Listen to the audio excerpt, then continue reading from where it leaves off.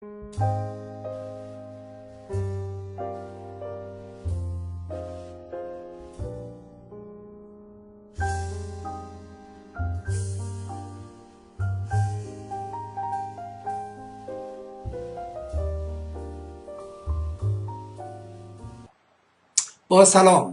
سلامی چو بوی خوش آشنایی و از اینکه یک بار دیگر در خدمت شما هستم در سری برنامه‌های آخرین چهارشنبه هر ماه با فرزاد شبستری بسیار خوشنود و سرافراز هستم.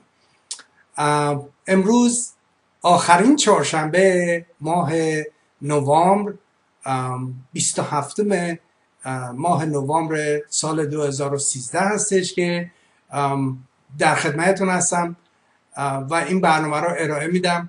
برنامه امروز حالت خاصی خواهد داشت و به خاطر مطالب و مسائل متفاوت و بسیار شادی آور که اتفاق افتاده و کماکان این برنامه همیشه حامی و طرفدار شادی آفرینی، خواستار بهبودی روابط و در صدر تمام خواسته ها این ادغام تمام خوبی ها رو در همدیگر رسیدن به عشق هستش که با عشق شما می توانید چه کارهایی رو انجام بدید. و من رجوعتون میدم به برنامه‌های گذشته. همیشه در ابتدای برنامه من یک مقدار به انگلیسی بهش میگم brief recap، یک کوتاه در رابطه با برنامه ما چگونه هستش، چگونه آغاز شده، چگونه امروز که 25مین برنامه هستش. دقت بکنید 24 برنامه رو پشت سر گذاشتیم. از شما خیلی متشکرم از اینکه شما راهنمایی میکنید، از اینکه با اهداف این برنامه آشنا شدید، منو برمی انگیزید که مجدد و مکرر ادامه بدم. این برنامه حاصلش تقریبا میتونم بگم که نه دقیقاً حاصلش بهبودی برای همگان هستش و این حاصلی که تا امروز به دست آوردیم یک کندوکاوی میکنیم، یک برداشتی میکنیم، ببینیم چگونه اتفاقات مسیر 24 برنامه از ابتدا چگونه اتفاقات افتاد و ما چه خواسته هایی رو داشتیم، ما یعنی من و شما. چرا که اگر شما بیننده این برنامه هستید احتمالش بسیاره که علاقمند هم هستید. اگر به این برنامه علاقمند باشید، همون گونه که در گذشته هم به کرات بهش پرداختم، شما در هر مکان و زمان و هر جایی که باشید یا دارید تأثیر میگذارید یا دارید تأثیر میگیرید و از این دو حالت خارج نیست. پس بنابراین اگر شما به این برنامه دارید نگاه میکنید، احتمال اینکه تأثیرگذاری داشته باشه بسیار زیاد است. امید من هم همین هستش که تأثیرگذار باشه. دومین امیدی که دارم یا خواسته‌ای که دارم، آرزویی که دارم، ریکوستی که دارم اینه که تأثیر مثبت و خوبی رو داشته باشه برای هم شما هم برای همگان. و حاصل این برنامه همین هستش که من و شما بتونیم ارتباط بهتری رو به وجود بیاریم تا بتونیم خواسته های همگانی ما را که همانا صلح جهانی است و همونطور که در برنامه‌های گذشته هم بهش پرداختیم، صلح جهانی به وجود نخواهد آمد، پابرجا نخواهد ماند مگر اینکه قضاوت صحیح و عدالت صحیح اول اتفاق بیفته. با قضاوت و عدالت همیشه ما میتونیم نوید اینو بدیم که صلح در پیش خواهد بود و صلح جهانی رو خواستار هستیم. همچنان که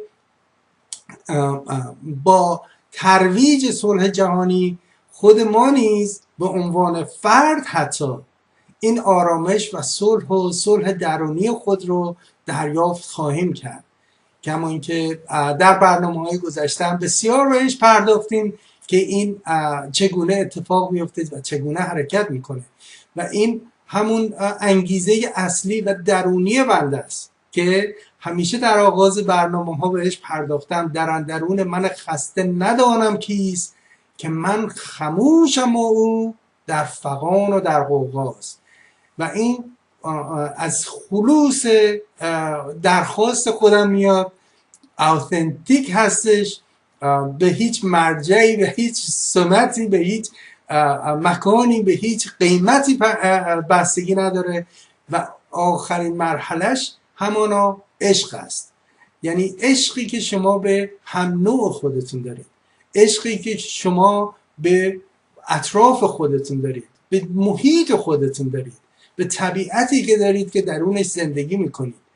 و همچنان ما میخوایم این عشق هم نه تنها خودمون کشف بکنیم، کندکاو کنیم و کشفش بکنیم که به مرحله والای انسان واقعی خواهیم رسید بدین ترتیب، و همینطور بستش بدیم و اینو با دیگران هم به اشتراک بذاریم و کماکان دیگران شاید با ما همچنان و همیاری و همراهی و همکاری نکنند، به خاطر اینکه در اون فضایی که اینها اشخاص دیگر، اون اشخاصی که با مفاد این ذهنیت با هم زیستن، در کنار هم زیستن، در صلح زیستن رو شاید نتونن زیاد درک بکنن، خب با شما یک مقدار به سرعت بهتون نمیپیوندن و به همین ترتیب هستش که ما همچنان هی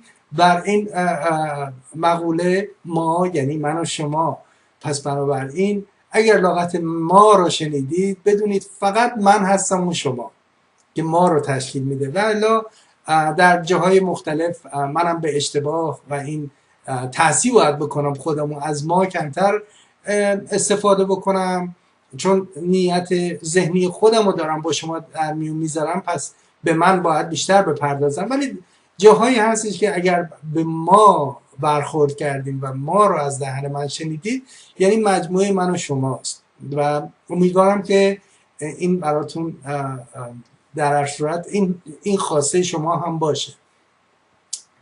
بدین ترتیب هستش که برنامه هایی که در 24 برنامه گذشته و امروز 25مین برنامه هستش، یعنی 48 ساعت بنده اومدم در حضور شما نشستم و خواستیم اینو کندوکاو کنیم، باز کنیم، ببینیم کجای کار هستش که خرابه، کجای کاره که نتونسته تا امروز حرکت درست انجام بده. کماکان ما از نظر تکنولوژی و علم بسیار پیشرفته شدیم، ولی از نظر اخلاقیات و رسیدن به انسان بالا و والا که همانا مهر دیگری هم در دل خود داشته باشه، کمتر و کمتر این اتفاق افتاد. همین منو برانگیخت، انگیزه من شد که بیام و با شما ارتباط اینگونه داشته باشم، یعنی به صورت ویدیویی. و همینطور که میبینید هر ماهه اینو به صورت ویدیویی تقدیم خدمتتون میکنم در آرشیو تلویزیون مردم، در قسمتی که اختصاص داده شده به من.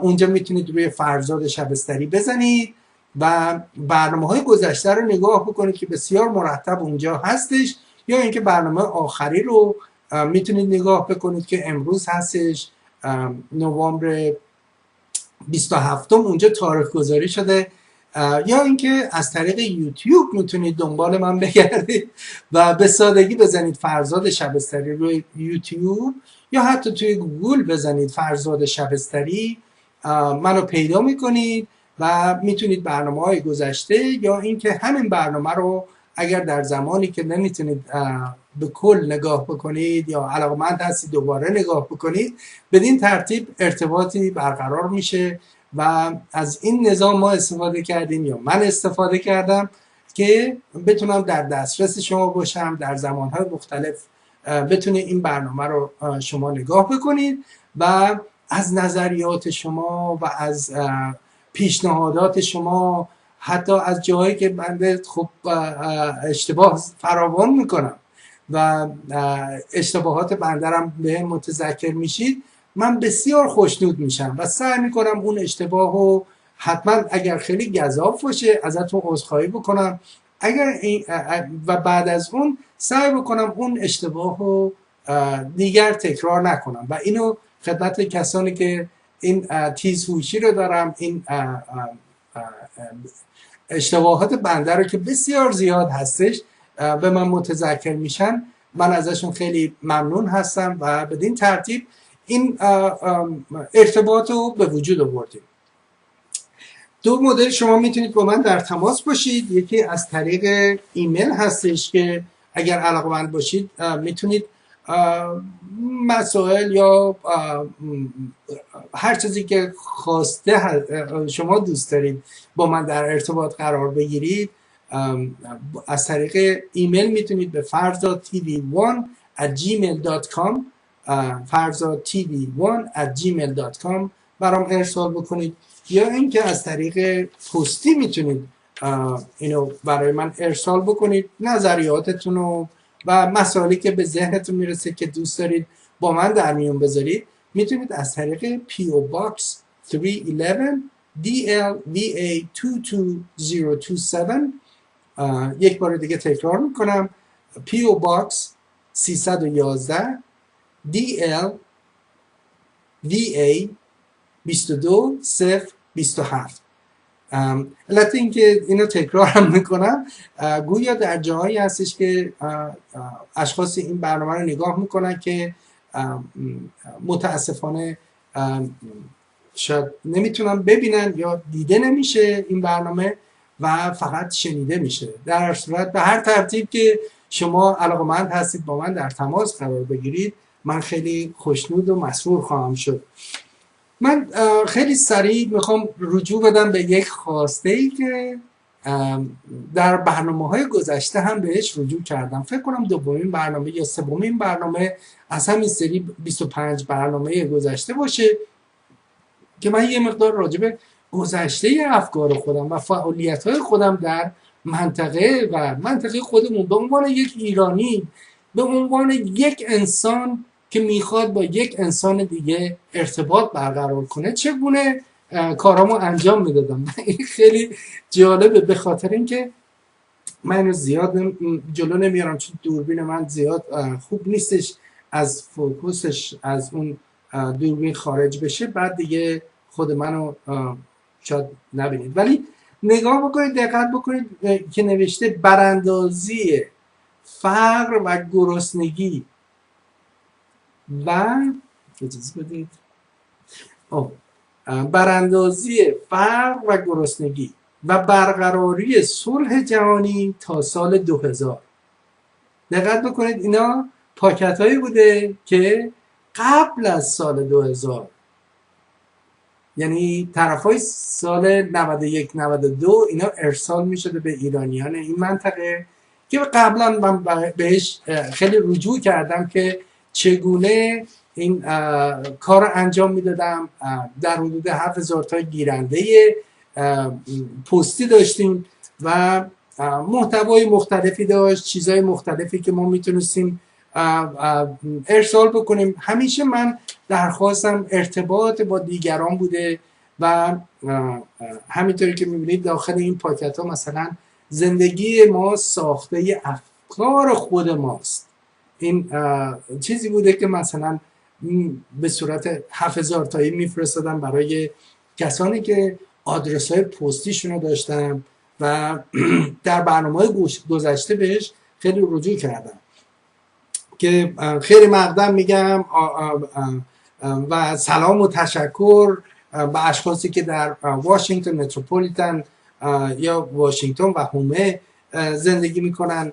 اینا رو ازشون درخواست کردم، تشویقشون کردم که در ارتباط قرار بگیرن. اینا قبل از اینترنت قبل از این ارتباطات امروزیه که به سرعت ما انجام میدیم. این کار زحمت بسیار داشت. شما باید بری پاکت های زیادی رو یا بهشون درخواست کنید که رنگ پرچم رو بذارن، الفاظ فارسی رو شما بنویسید بعد اینا چاپش بکنن، روی پاکت چاپ بکنن، مخارج خودشو داشت، بعد اینو ببرید اداره پست، اینا رو بتونه جوری بفرسته که به دست گیرنده برسه، چون حجمش زیاد بود و تمام رسیدها و این داستاناش هم هستش. چرا من این پاکت رو یک بار دیگه نشون دادم؟ به خاطر اینکه شما وقتی که یک نیت دارید، یک خواسته دارید، یک ریکوست دارید، یک دیمند دارید و اون ریکوست شما، چون من اعتقاد دارم به این که به اون law of attraction اعتقاد دارم. ask you shall receive. درخواست بکنید، احتمال اینکه دریافت بکنید زیاده. تا زمانی که شما درخواست نکنید کسی نمیدونه شما درخواستتون چیه و این در فضا، در اون انرژی که باید تولید بشه وجود خارجی نداره. پس بنابراین شما نمیتونید انتظار داشته باشید بدون اینکه درخواست خودتون فرستاده باشید بیرون برای شما جوابی هم یا درخواست شما حاصل بشه، به دستتون برسه، اجابت بشه. مثل کسی میمونه که طرف رفته بودش میگفتش من بلیتام برنده نمیشه، اصلا هیچ هفته‌ای نبوده که من بلیتم برنده بشه.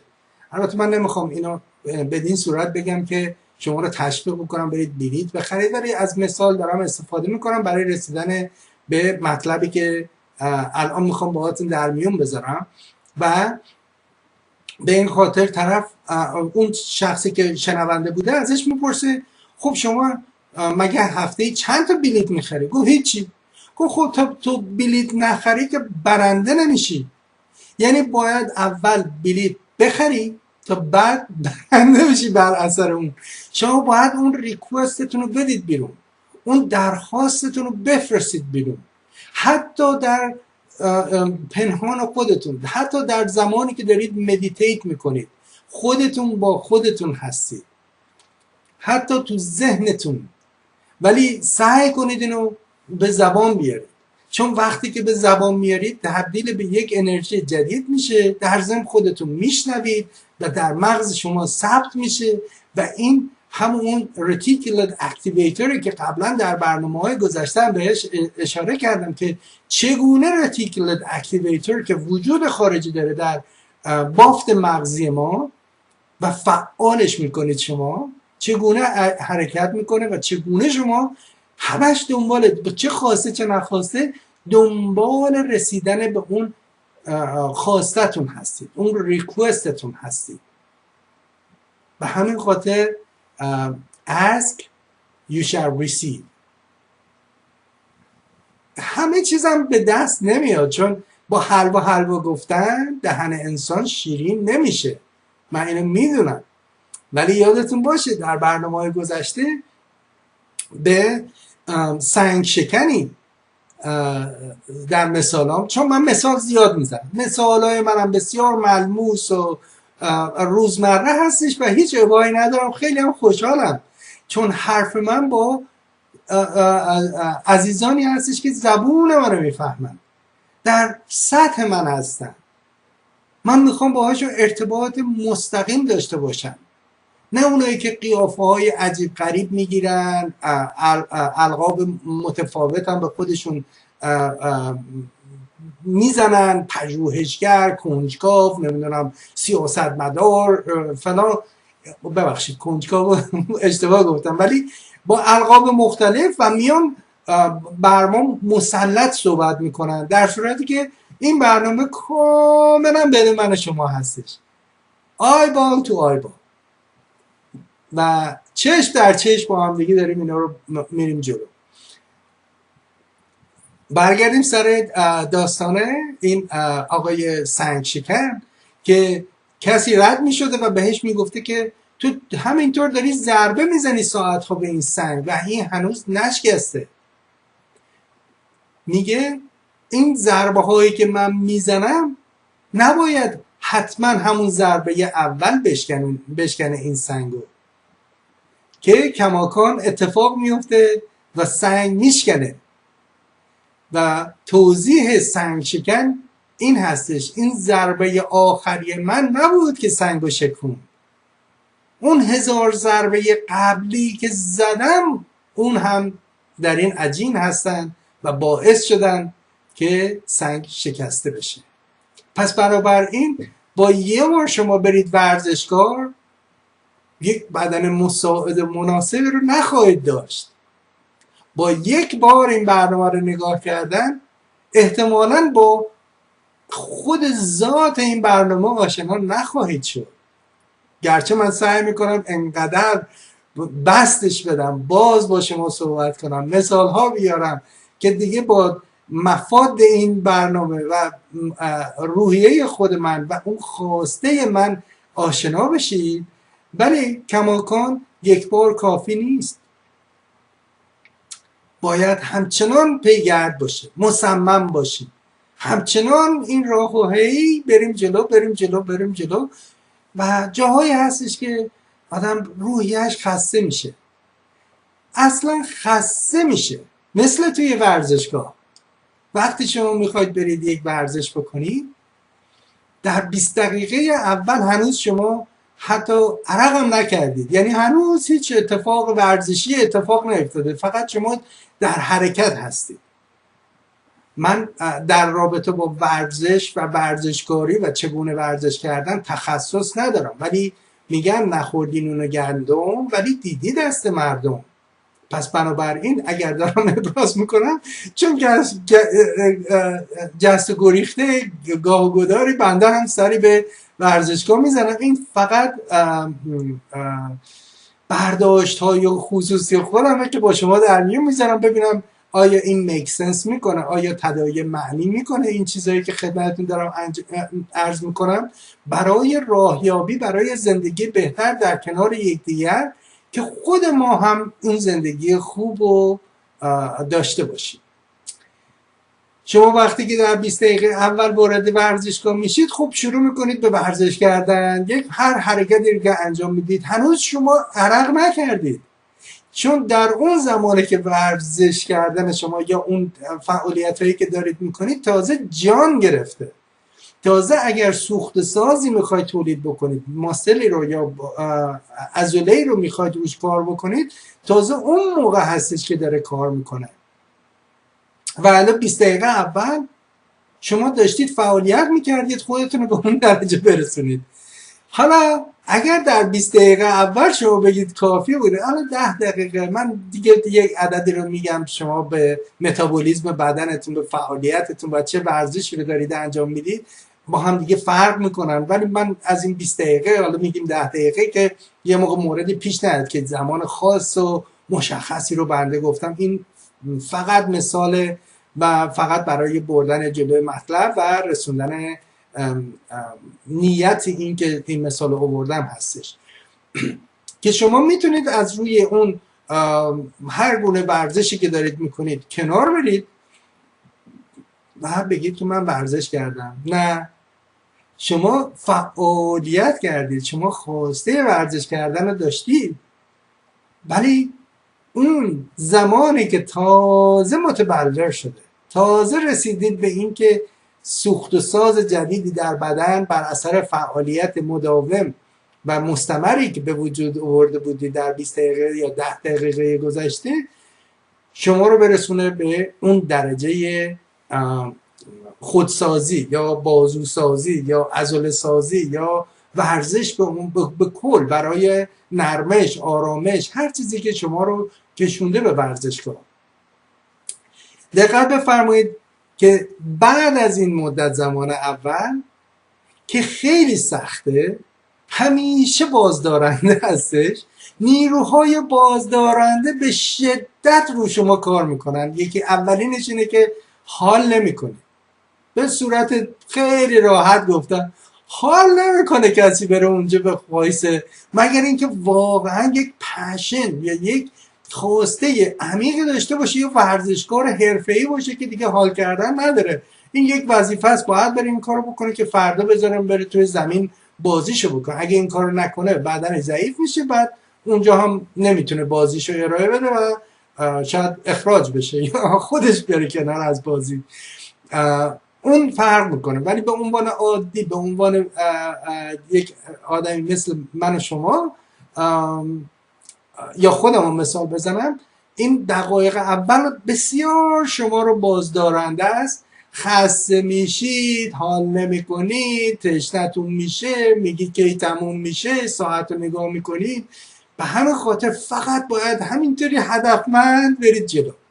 اون ساعت مشخص و اون هدف نهایی که گذاشتید برای این فعالیت امروز یا فعالیت کلی که یکیش این هستش، فردا باز برمیگردید، هفته دیگه برمیگردید، ماه دیگه برمیگردید، هر گونه اسکیجول یا برنامه‌ای که برای این هدف ورزش و ورزشکاری و بدنسازی و پرورشی که دارید مستمر باید حرکت کرد.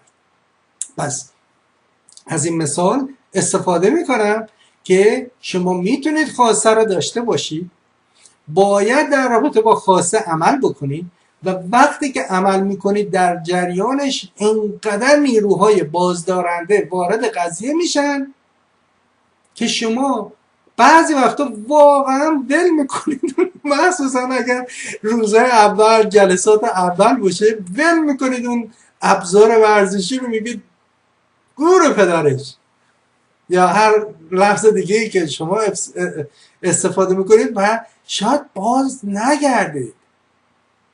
و این هستش که اون نیروهای بازدارنده بر شما غلبه کردن و شما رو باز داشتن از اینکه شما بخوای اون هدف نهایی، هدف بهبودی، هدف بهزیستی، بدنسازی، هر نیتی که داشتید که در ابتدا به ساکن وارد قضیه شدید، اون نیروی بازدارنده پیروز میشن. حتی اگر شما، چون اشخاصی هستن قبل از اینکه وارد عملیات هم بشن یا برن بخوان در ورزشگاه شرکت بکنن، اینا میرن کفش نو میخرن، میرن یه هفته 2 هفته فقط دنبال این هستن که کفش مناسبی رو من باید بخرم که بتونم برم این ورزشم رو انجام بدم. اینا همش بازی هایی هستش که شما میخواید حتی خودتون برای خودتون تعبیه کردید که از به تعویق بندازید. پروکرستینیشن، به تعویق انداختن، این هم یکی از بازدارنده هاست. بعد لباس مخصوص باید بپوشید. حالا لباسش من اگه برم تو ورزشگاه اینو بپوشم، فلانی ببینه، یا هر چیزی، تمام این افکار بازدارنده که خود ما تولید کنندش هستیم، مانع این هستش که زودتر بریم و کارمون رو انجام بدیم، پشتگرمی داشته باشیم، مداومت داشته باشیم و هدفمون برسیم. هر گونه از این اهداف و یکی بعد از دیگری وقتی که داریم میریم جلو، اینا رو بکنیم، بهش اینجا میگم مایلستون، یعنی راهنمای این هستش که ما داریم میرسیم، داریم میریم جلو، اتفاق داره میفته. و چگونه این اتفاق داره میفته؟ باید مرحله به مرحله بهش برسیم تا نهایت هم نداره. چون شما به واسه این که ورزش میذارید کنار، خب اون چربی ها و این گونه مسائل وارد میشه. نگاه بکنید به ورزشکاران بسیار مثلا زبده که اینا هیکلای بسیار خیلی خوب و فیت داشتن در زمانی که توی زمین بازی میکردن یا روی صحنه عرض اندام میکردن، و نگاه بکنید اگر این استمرار نداشته باشه، خب کهولت هم هستش که درش عجیم میشه، به وجود میاد. ولی استمرار رو اگر نداشته باشید، خب این عضلات تنبل میشن و برمیگردن به، یعنی هر چی شما بافته بودید پنبه میشه اگر استمرار نداشته باشید. حالا تمام اینا رو میخوایم، مسئله اینجا ما قرار نبوده بیام اینجا بگیم کی ورزشکار، کدوم ورزشگاه برید، چیکار بکنید، چیکار نکنید. تمام اینا رو میخوایم بیاریم بچسبونیم به هم که بگیم امروز بنده در 27 نوامبر سال 2013 چه نویدی دارم، چه صحبتی دارم، چه چیزی رو میخوام با شما به شراکت بذارم، چه انگیزه‌ای مجددا منو آورد در مقابل شما قرار داد تا بتونیم این ارتباط رو برقرار کنیم. کماکان به ریشه این برنامه که کامیونیکیشن هستش که ما به طور مستمر و مداوم باید با هم در ارتباط باشیم. ارتباطی که ما رو میتونه نزدیک به هم بکنه. حتی اگر با هم به توافق نرسیم باید ارتباط رو نگه داریم، چون بعد از پیدایش ارتباط صحیح ما میتونیم اون گوشه ها و زاویه هایی که میتونیم با هم به توافق برسیم و پیدا بکنیم و به سرمایه گذاریمون روی مسائلی باشه که به توافق با هم میرسیم، علیرغم این تفاوت هایی هم که با هم داریم. دقت بکنید به همین سادگی. حالا نیروهایی هستن که اینو غامض میکنن، خیلی عجیب و غریبش میکنن که نمیتونیم من و شما با هم به ارتباط نزدیک و مستقیم، ولی یک چند تا مثل ورزشگاه که میخواید برید، خب یک نظام نامه داره اونجا، شما نمیتونید با کچلوار رو برید توی ورزشگاه، خب خودتون ناراحت میشید. در ضمن اونجا نمیتونید صدای موسیقی بلند بذارید، دیگران ناراحت میشن. نمیتونید مثلا فلان کارو بکنید ولی این کارو بکنید بهتره. یعنی برای بهبود آرامش کلی و انجام ورزش صحیح که شما حاصلش رو بتونید ببرید با خودتون، یک سری باید مسائلی رو در نظر گرفت. در رابطه با کامیونیکیشن یا ارتباط داشتن صحیح با یکدیگر، ما اولین چیزی که احتیاج داریم و باید باشه، ضرورت داره، یکی حسن نیت،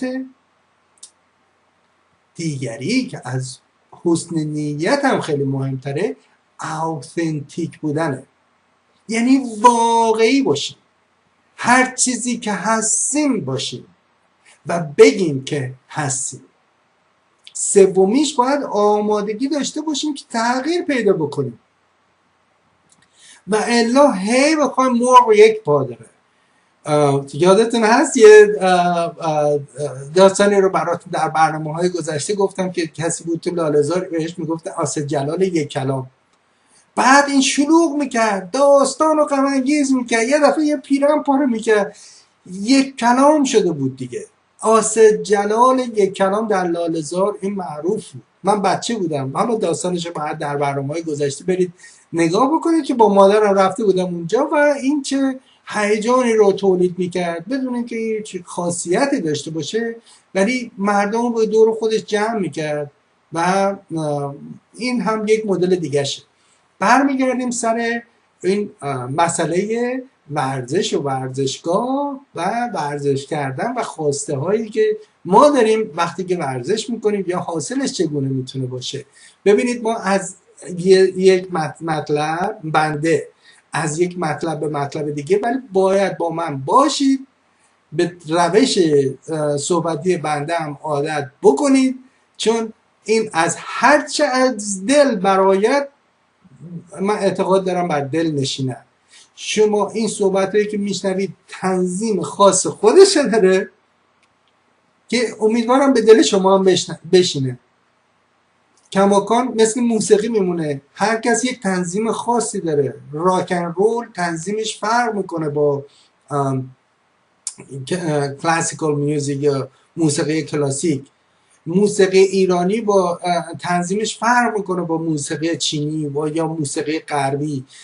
ولی وقتی که ما گوشمون آشنا میشه و متوجه میشیم که این از چه سبکی و مسئله چه جوری هستش، دیگه اعتراضی نداریم.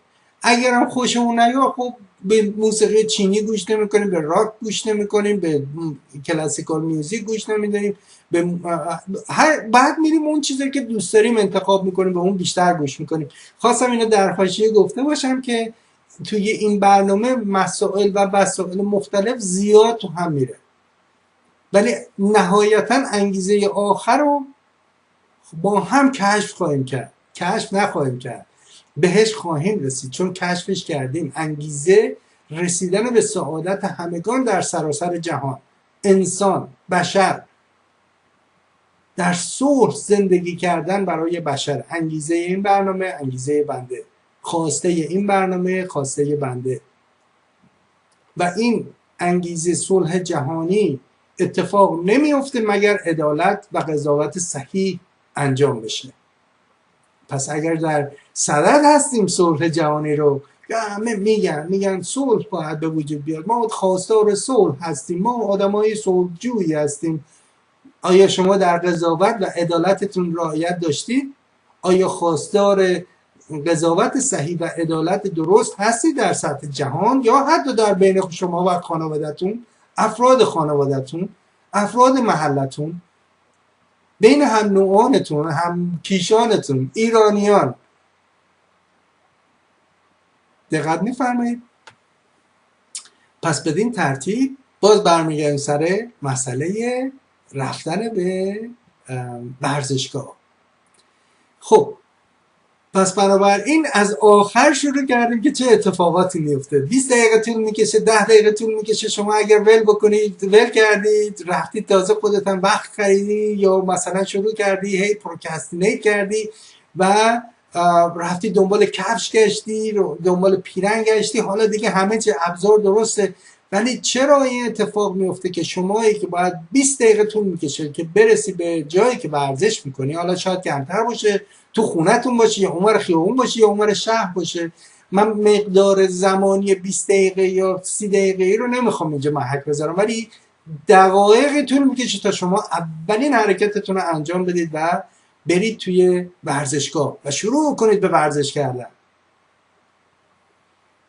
ولی 6 ماه بوده راجع به این فکر میکردید، 1 سال بوده که راجع به این فکر میکردید، مدتهای مدید بوده که داشتید بهش فکر میکردید که آیا من میخوام این کارو بکنم و کی این کارو بکنم و بعداً.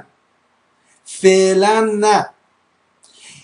تابستون بشه حتما، تابستون هوا گرم، پاییز بشه هوا بهتر میشه، اون موقع وقتشه. زمستون از همه بهتره، چون وقتی شما میری اونجا خونک هم هستش. بهار وقتشه، چون من میخوام هیکلم خوب باشه که برای عید آماده باشم واسه سیزده بدر.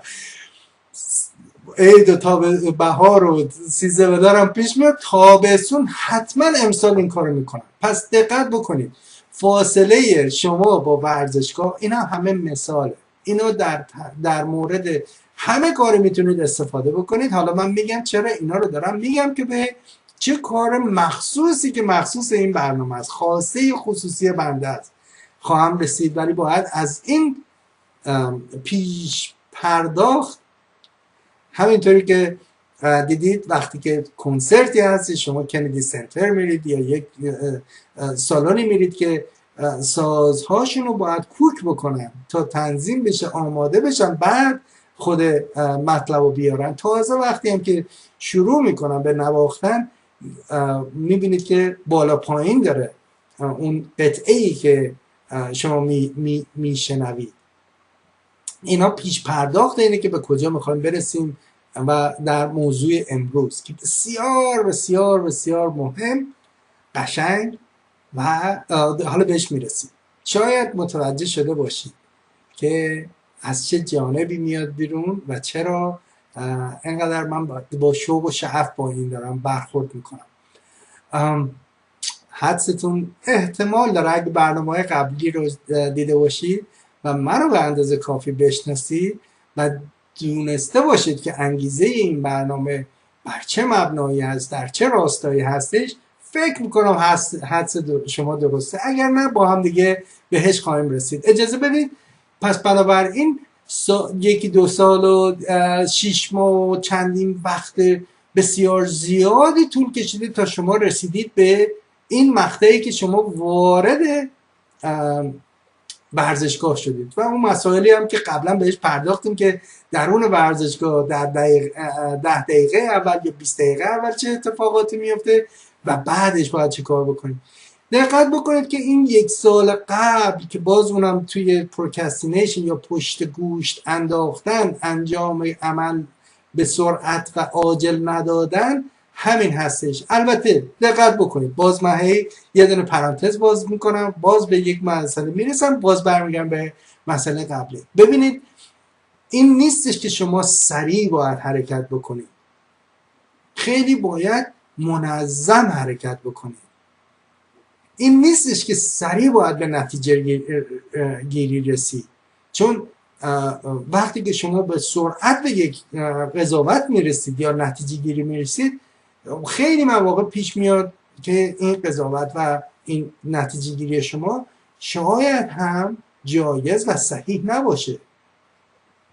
کما اینکه در برنامه‌های گذشتم بهش پرداختم، رجوع کردم که اگر شما به یک نتیجه به سرعت برسید لزوما نتیجه سالم نیست، ولی این دلیل نمیشه که خیلی هم روش تعمق بکنید. ولی تعمق کردن و تأمل کردن اون هم در جای خودش جایز و زیبنده هستش. چرا که اگر شما میبینید در مثالها، در کتابها، منم در گذشته بهش خیلی پرداختم که از داستانهای حتی مدرسه در زمانی که دبستان میرفتم حتما تو ذهنم هست و حتما هم ازش استفاده میکنم که لاک‌پشت بود و گوزنه به سرعت میخواست برسه و لاک‌پشته به سرعت اون نمیرسید، یواشتر میرسید، ولی لاک‌پشته با تأنی و تأملی که داشتش ولی حرکت میکرد. این مهمه، حرکت میکرد. از حرکت کردن ولی با شتاب کمتر و گوز چون شتابان حرکت میکرد، این به گفته یه داستان شاخش در شاخه های درختی گیر میکنه و به مقصد با اون سرعتی که یا با اون دیرتر میرسه. پس برابر این شتاب زده حرکت نکنیم، ولی این دلیل نمیشه که حرکت نکنیم و همش در فکر باشیم، ولی فکر بکنیم و حرکت صحیح و درست و به جا رو انجام بدیم. این قسمت خیلی مهمه. همونطوری که بهش اشاره کردم، شما از رفتن منزل یا از جایی که هستید به ورزشگاه 20 دقیقه شاید طول بکشه، ولی از زمانی که فکر کردید این کار صحیح هستش و از این طرف ذهنتون، گوشتون شاید وارد شده باشه، بگیم از اینجا تولید شده، از این طرف مغزتون تا برسه اونور مغزتون یا به اون گوشتون برسه 6 ماه طول کشیده. این بلندترین فاصله که وجود داره. بعضی ها هستش اصلا نمیرسن، یعنی از اینجا یک خواسته رو دارن هرگز نمیرسه از جای دیگه که در رابطه با خواسته شون عمل بکنن، محو میشه، از بین میره، در میان یادشون میره.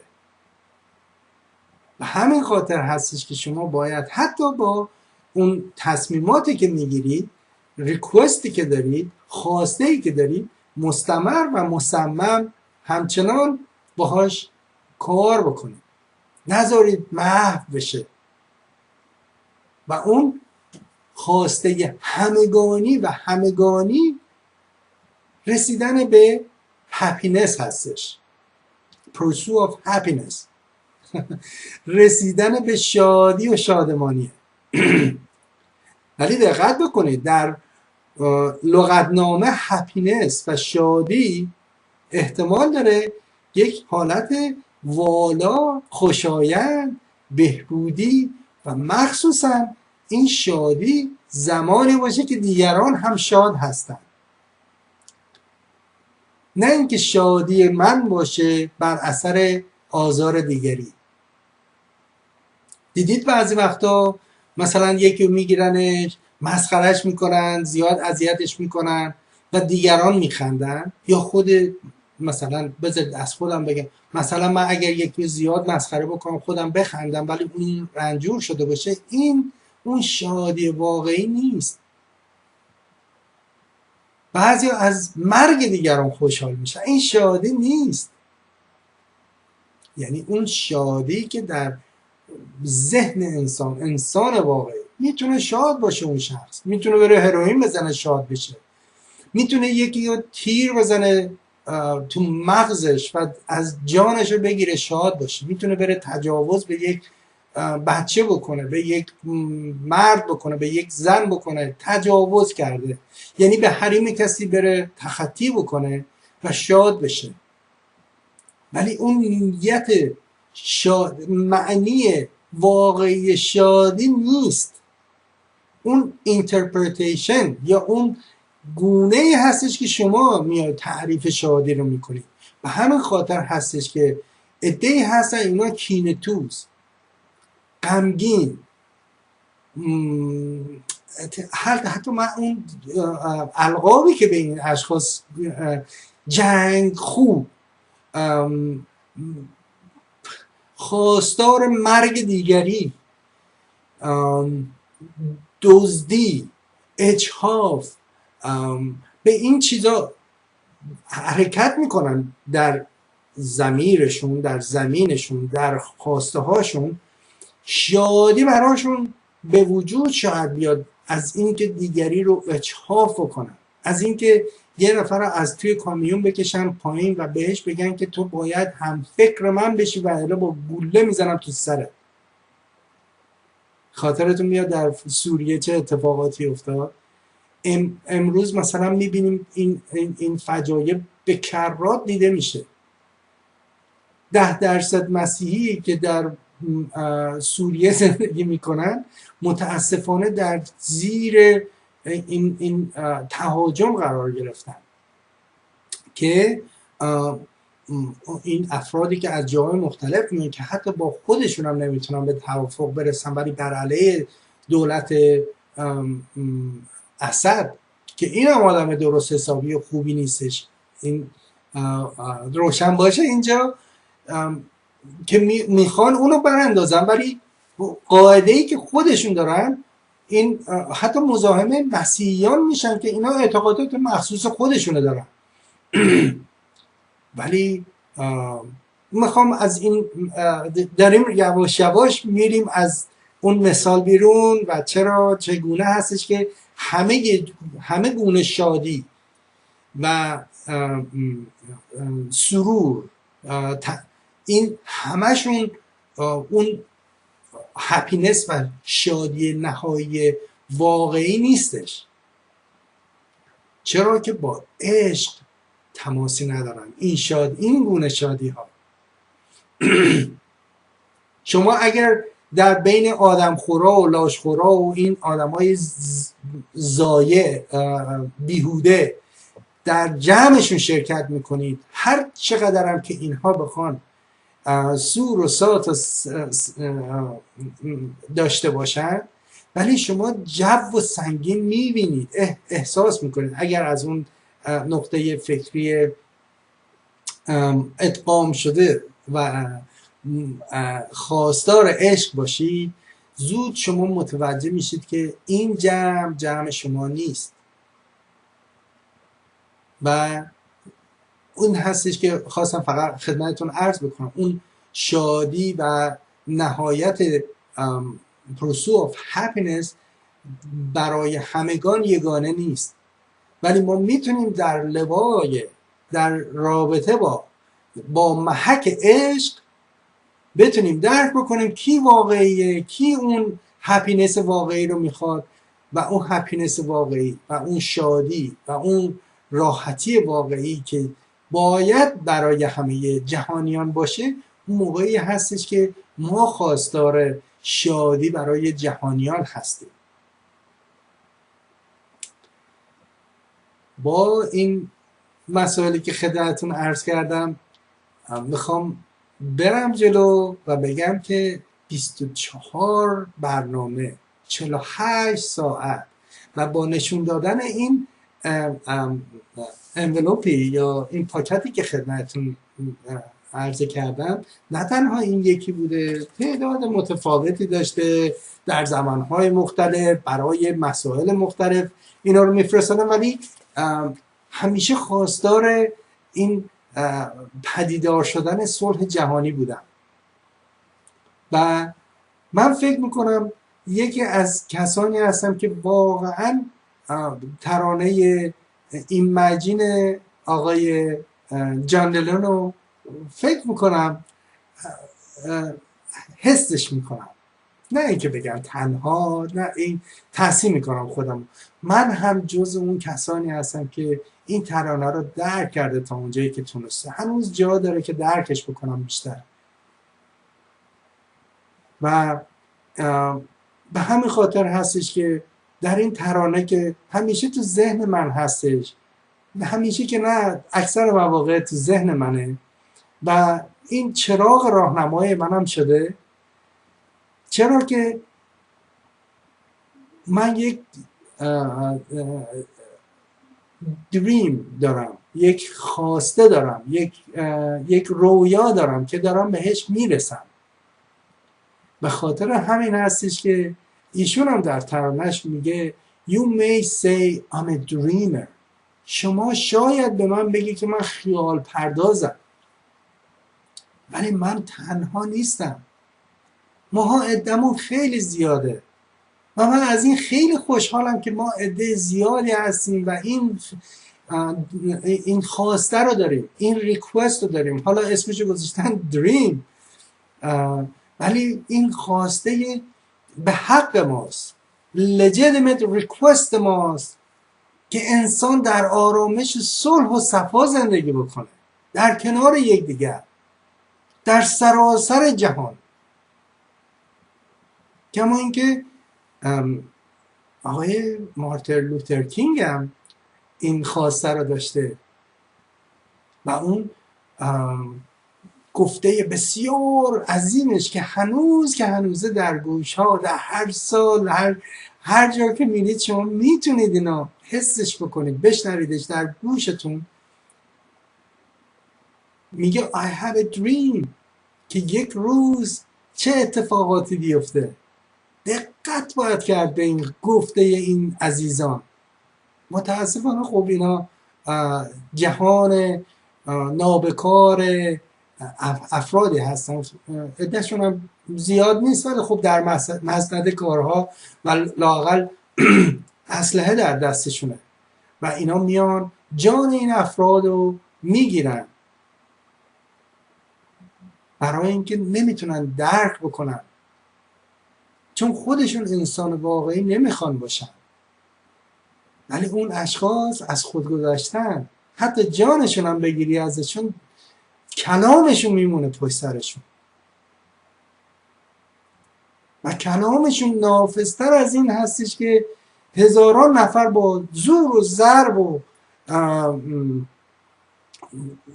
ضرب و تزویر بخوان علاقه ما رو تغییر بدن. با اجازهتون ببخشید.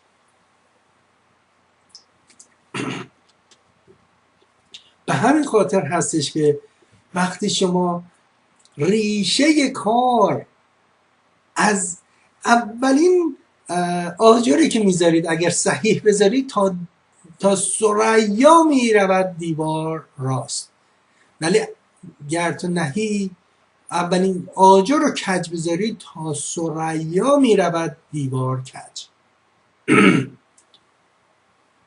اینا حرفایی نیستش که شما نشنیده باشید، اینا مطالبی نیستش که شما باش آشنا نداشته باشید.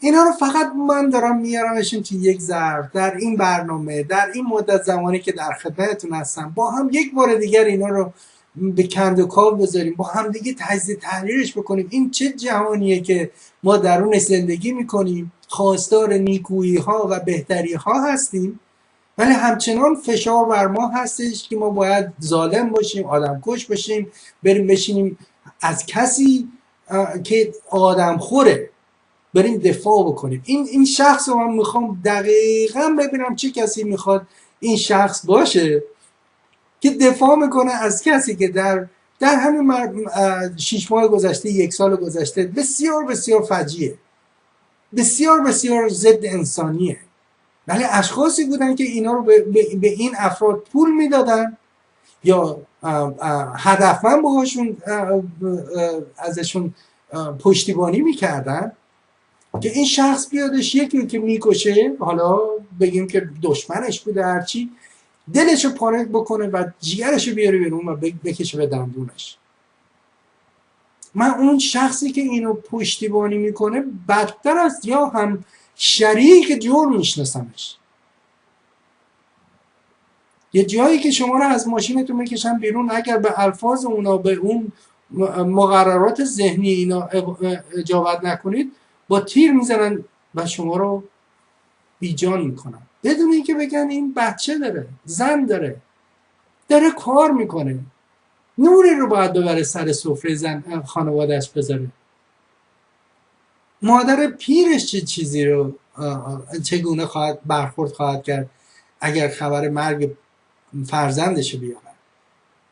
یا اینکه در همین مسیر با اسلحه یا با لگد در خونه ای رو باز بکنن، به حریم یک خانواده تجاوز بکنن، بعد از کشتن پدر یا برادر، دایی، هر کسی که احتمالا مرد باشه توی اون خونه و با توافق فکری و اینا نرسیده باشه و این افرادی که بهشون تجاوز به حریمشون شده اعتراض که میکنن، جواب اعتراضشون کماکان و به سرعت با شلیک یه گروره تو مغزشون جلوی فرزندانش، جلوی خانوادهش. و کماکان ما که نمیدونیم، به ما گزارش نمیشه که شاید به فرزندان این عده‌ای که با چکمه وارد این مقوله شدن، اگر یک همچین اجحافی رو میکنن، چه اعتبار و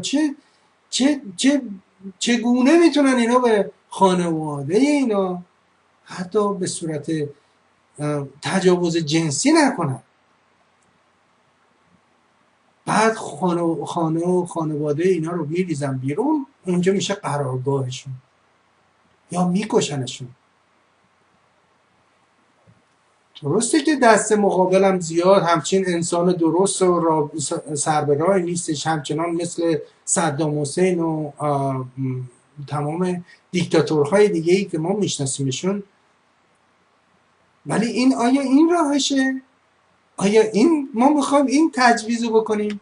آیا این میخوایم این جایگزین اون قاعده قبلی که خیلی فجیع و وقیح هستش داشته باشیم؟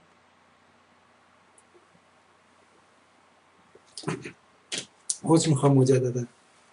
حالا میخوام برسیم به اینکه تمام این داستانهای ورزشگاه و رسیدن به عشق و داشتن آرامش و هپینس انسان ها میتونه با هم تغییر فرق بکنه و کجا هستش که سودمنده برای همگان و کجا هستش مضر و فقط از سر خودخواهی و خودزیستی و نکبت و ضد انسانی بودن میتونه نشأت بگیره اون هپینس یا شادی و شادی آفرینی. من قبل از اینکه به مطلب بعدی میخوام رجوع بکنم، چون میخوام یه جمع‌بندی بکنیم ببینیم داستان از چه قراره امروز و اینا همه این پیش پرده بالاخره کی میفته ما برسیم به اصل قضیه. فرزاد tv1@gmail.com آدرس ایمیل منه، اگر خواستید تماس بگیرید با کمال میل. همیشه آرزوی دریافت موضوعات خوب، مثبت و جذاب شما هستم. همینطور اگر علاقمند هستید از طریق PO Box 311 DL DA 22027 میتونید با من در ارتباط باشید. تمام این زمینه‌ای که خدمتتون عرض کردم به خاطر تحول بسیار بسیار استثنایی، بسیار بسیار شگفت، که من اگر 2 ماه پیش ازم میپرسیدید من انتظار اینو نداشتم، ولی امروز انتظار وقایع بسیار خوب در جامعه بشری دارم.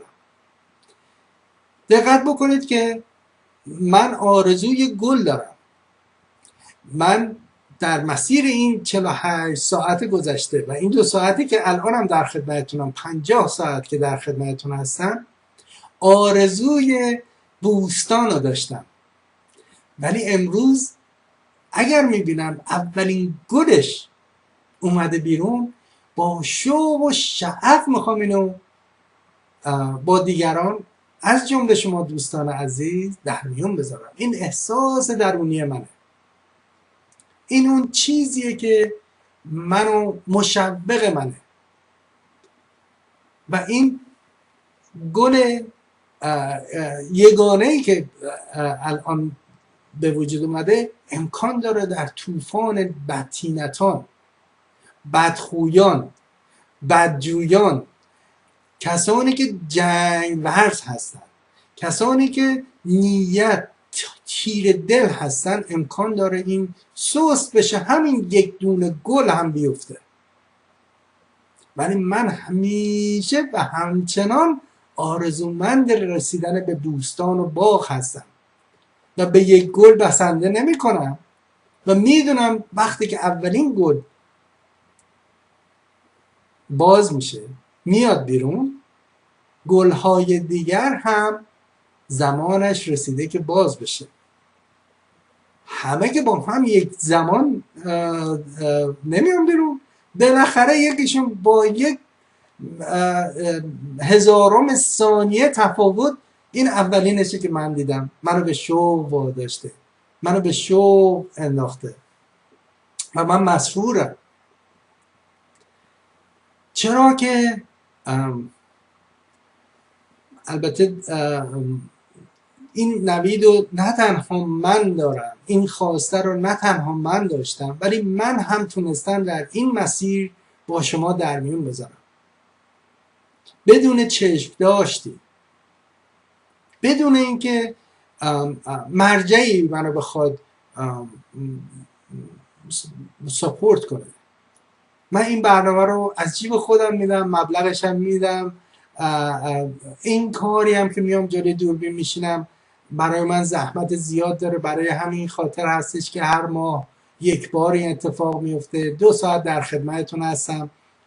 ولی اگر میخواید امتحان بکنید، جلوی آینه وایسید، از خودتون دوربینتون رو بذارید، تلفنتون رو بذارید، از خودتون فیلم بردارید 5 دقیقه، ببینید چقدر این برنامه نه ادیت میشه، نه میان روتوش بکنن، الفاظی که از دهان بنده میادش بیرون همچنان از بدون اینکه ریهرس شده باشه تداعی میشه همینطور. و البته روش کار کردم، افکار خودمو با شما در میون میذارم و حوادثی که در مسیر 1 ماه پیش میاد تأثیرگذار هستم. بعضی وقتا غمگین میام اینجا به خاطر اینکه کسی اسلحه‌ای رو برداشته 20 نفر آدم رو در یک سینما یا یک مدرسه کودکان رو کشته، یا به کسی حق کشی شده، یا اینکه در مسابقات جهانی تیم ایران، تیم امریکا برنده شده، تیم ایتالیا برنده شده و من این اشتیاقم بر این هستش که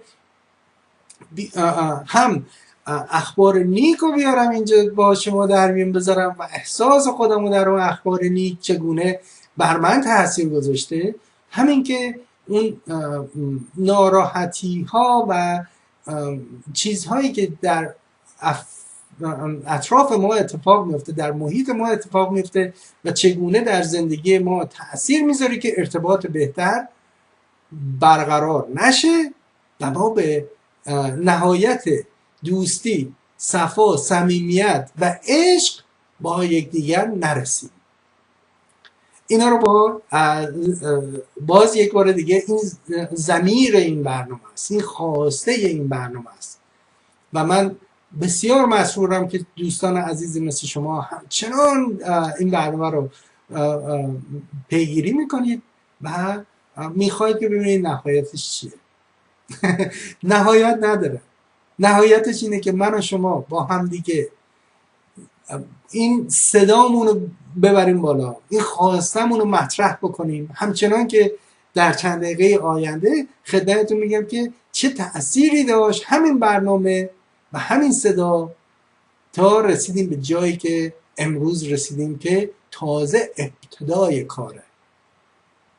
و همونطوری که گفتم من تنها نیستم و آقای جان لنون میگه you may say I'm a dreamer but I'm not the only one. من تنها کسی نیستم که این آرزو رو داره، ولی خوشحالم که یکی از آنها هستم. مارتین لوتر کینگ میگه، دکتر مارتین لوتر کینگ میگه من هم آرزو دارم، بذارید باهاتون مطرح کنم. تا اینکه دقت بکنید، شاعر عزیز ملک شعرای بهار در شعر مرغ سحر چگونه به این مطلب میپردازه. درخواست میکنم شعر مرغ سحر را به هر صورتی که بنویسید توی گوگل و یوتیوب میتونید به سرعت پیدا کنید، به انگلیسی، به فارسی، همین که بنویسید مرغ سحر این زود پدیدار میشه و این شعر رو بشنوید، گوش کنید خواهشمندم به محتواش، نه اینکه صوت خوبی داره، نه اینکه ترانه قشنگی هستش، همه اینا به جا، ولی نگاه بکنید کلامش چقدر نافذه که میگه مرغ سحر ناله سر کن. البته در محوطه شعرگویی خب باید با هم بخوره. ناله که میگه یعنی آوازت رو من میخوام بشنوم. ای مرغ سحر، ای مرغ سحر، آواز خودتو آغاز کن، داغ مرا تازه تر کن. اون داغی هستش که در اندرون من خسته ندانم چیز، که من خموشم و او در فغان و در غوغاست. این آتشیه که ما هممون داریم، انسان واقعی داره و این آتش خوبیه چون ما رو گرم نگه میداره، امیدوار نگه میداره و اون رسیدن به جامعه مطلوبه. مرغ سحر ناله سر کن، داغ مرا تازه تر کن، که من یادم نره که بخوام تلاش بکنم به جامعه مطلوب که در رابطه با صلح جهانی خواهد بود و صلح جهانی فقط و فقط پدیدار میشه وقتی که شما قضاوت و عدالت صحیح رعایت بشه. راه شرربار این قفس را برشکن و زیر و زبر کن. ببینید اگر دقت بکنید توی صحبتام ساده نیست، راه شرربار هست. شروران منتظرن که راه ما رو ببندن. شروران علاقه‌مندن، خوشحال میشن از این که ما شکست بخوریم. ببینید تفاوت خوشحالی رو. راه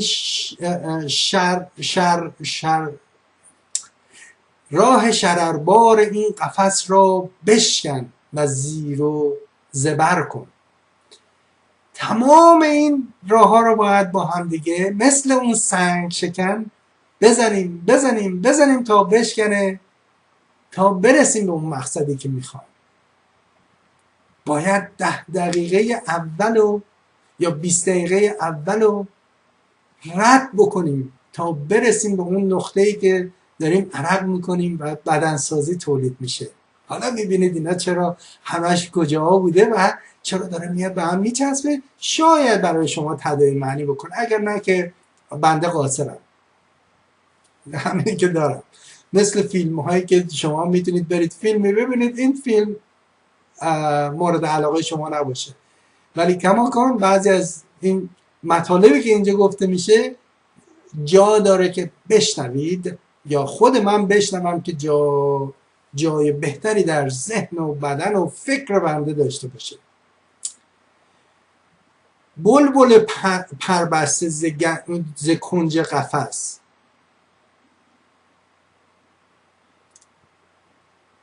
بلبل پربسته ز کنج قفس درآ. من ببخشید من فارسی خوندنم اصلا همه اینا قرقاتی، ولی با این لکنت زبان و این زبان الکنی هم که دارم فکر میکنم پیغاممو دارم بهتون میرسونم. اون کسی که میشنوه، اون کسی که باید بشنوه میشنوه، چون روی آنتن این من قرار باید بگیره یا من باید روی آنتن شما قرار بگیرم. ولی از من ایراد نگیرید که بابا یه دونه شعر هم نتونست بخونه، تازه انتخاب خودش بوده، چه کاش که 10 دفعه قبل خونده بود که بتونه تسلط بیشتری داشته باشه. باور کنید چندین من خوندم اینو، ولی انقدر جان داره با اینکه من دارم با این ضعف کلام میگم، ولی امیدوارم شما تحمل بکنید، هم تأمل هم تحمل، و اینو بیایم با هم کشف بکنیم. شما اینو بهتر عرضه کنید. من خوشحال میشم صدای شما رو بشنوم و اینو برای من ایمیل کنید، صدای خودتون رو ضبط بکنید برای من ایمیل بکنید. من دفعه دیگه شاید بتونم اینو پخش کنم و بگم دوست عزیزی این گفته شکسته بنده رو که اومدم شعر آقای ملک شعرای بهار رو اینقدر خراب خوندم، لااقل ایشون خوب خونده، ازش تشکر میکنیم و این بشنوید. برگردیم سر شعر. بلبل پربسته ز کنج قفس درآ. مایی که نشستیم در قفس خودمون، در کنج قفس خودمون. ببینید این برنامه در مسیرش تشویق کننده این هستش که اول از همه باید بدونیم که باید کامیونیکیت بکنیم، باید با هم ارتباط برقرار کنیم. دوم، ارتباط صحیح، یعنی میشه من و شما با هم دیگه به توافق نرسیم، ولی بیایم پیدا بکنیم چه جاهایی با هم به توافق میرسیم. در ضمن تشویق کننده این هم هستش که بیاید از توی قفساتون بیرون.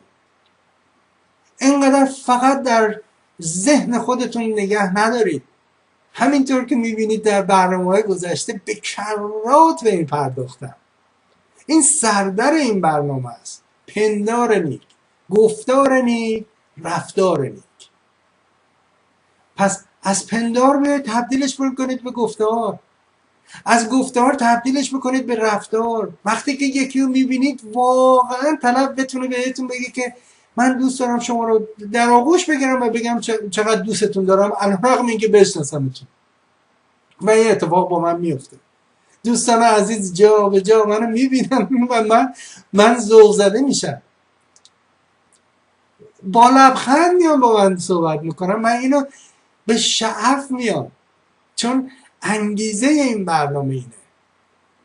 نه مثل کسانی که فکر میکنن با قیافه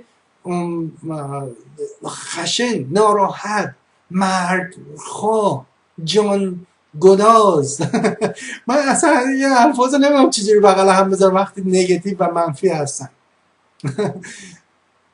امثالش هم زیاده، در مسند دولت ها هم قرار میگیرن. من حیرت زدم یا آقای نتانیاهو رو من 20 سال 25 سال دارم میبینمش و همچنان ایشون مثل بولدوزر میمونه. خشم از صورتش برداشته نمیشه. در زمانی من با ایشون آشنا شدم که آقای تد کاپو که به خاطر مسائل مختلف متاسفانه این گونه افراد دیگه در سیستم رادیو تلویزیونی امریکا نیستن. ما مخبرین خوب نداریم یا خیلی کم داریم، چون اینا مخبرین متعهد بودن و همین خاطر انداختنشون، سیستم انداختشون بیرون.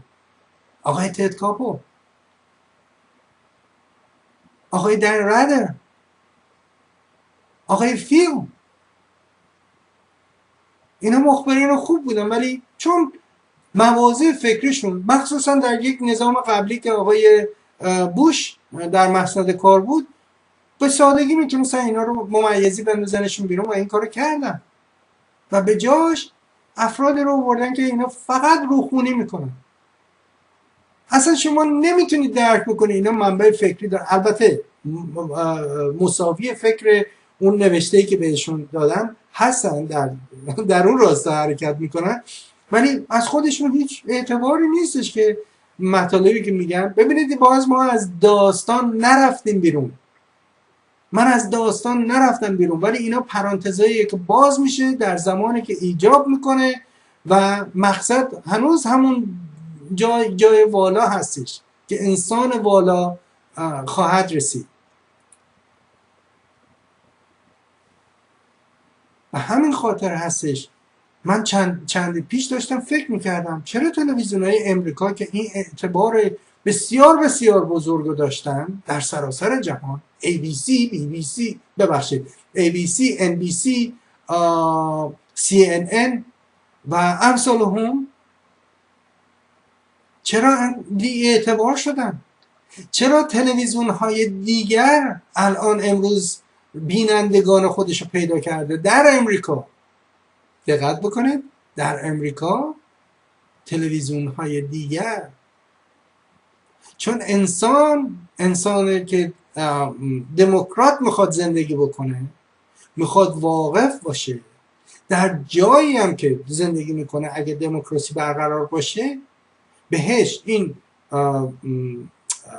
اپورتونیتی یا این موقعیت میدن که بره اطلاعاتش از جاهای دیگه بگیره. اگر شما مثل همین میمونه که میگم اگر شما به بچه خودتون رسیدگی نکنید، شاید یک آدم نابابی بیادش بهش مثلا یه آب نبات بده، رسیدگی بکنه، به دردش گوش کنه. ببینید این میخوام برگردونم که اگر مام وطن، اگر اینجا خود سیستم امریکا که بنده زندگی میکنم یا کشورهایی که شما زندگی میکنید، هر چیزی که هستش، هر جایی که هستش، امیدوارم اونا نظام تلویزیونی و خبرگزاری و خبردهیشون بهتر از امریکا باشه، چون اینجا واقعا دیگه مورد سوال قرار گرفته. به همین خاطر هستش تلویزیون های دیگر مثل الجزایر که زیاد اونم اعتباری نداره، کما اینکه در مصر در مسائل مختلف حتی ازشون درخواست میکردن که از محوطه برن بیرون، چون خیلی ممیزی و یک جانب به مسائل نگاه میکنن. بله هر کس میتونه مسائل خودش رو از دید خودش نگاه بکنه، ولی وقتی که شما خودتون رو در مسند قرار میدید که ما خبرگزاری هستیم، ما به شما اعتبار میدیم، اعتمادی میکنیم که شما خبرها رو واضح و آنچنان که هست بدید، نه اینکه بخواید ببرید توی تنظیف خودتون و اون گونه که میخواید به ما نشون بدید. یا اینکه تلویزیون راشن تودی RT خیلی متداول شده نگاه میکنم.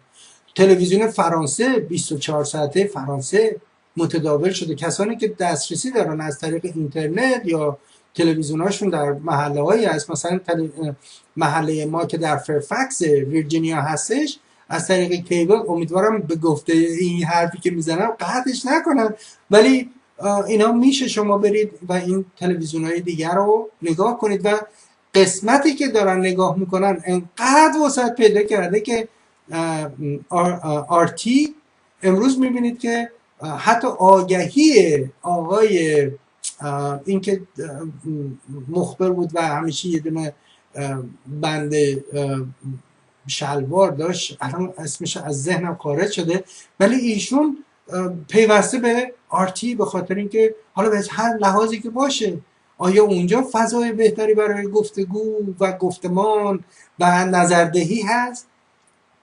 من فکر نمی کنم در مرتبه‌ای که ایشون هستن، اسمش یادم نمیاد، خیلی ازتون عذرخواهی میکنم، میبینید همینطوری تداعی میشه، یعنی بدون ریهرسال هستش، بدون اینکه نظم خاصی داشته باشه، ولی جان کلام رو شما درک میکنید، امیدوارم درک بکنید، اگر نه که به من ببخشید که بدین ترتیب میام. ولی من هم دوست دارم شما رو کنجکاو بکنم، این نباشه که همه چی آماده باشه شما بیاید و اینجا بگیرید و ببرید. دوست دارم شما رو تشویق بکنم، تحریک بکنم که شما فکر بکنید ببینید این شخص کیه. الان اسمش در ذهن شاید عده زیادی که دارن به این برنامه گوش میکنن اومده باشه، ولی کماکان این شخص داره با آرتی کار میکنه، چرا که اینجا فضای خوشی رو باز نکردن. همینطوری که خدمتتون عرض میکردم آقای تد کاپو برنامه بسیار زیبنده‌ای داشتن که با دستگیری 444 روزه امریکایی‌ها در سفارت امریکا آغاز شد. نایتلان اسمش بود، ولی کماکان بعد از اینکه 444 روز گذشت ایشون برنامهش موفق بود، خودش آدم موفق بود، سعی میکرد اخبار رو درست بیاره بذاره جلوی مردم، بعد تجزیه تحلیل درست داشته باشه و منطقی علمی و عملی برخورد بکنه با مسائل. کماکان حتی به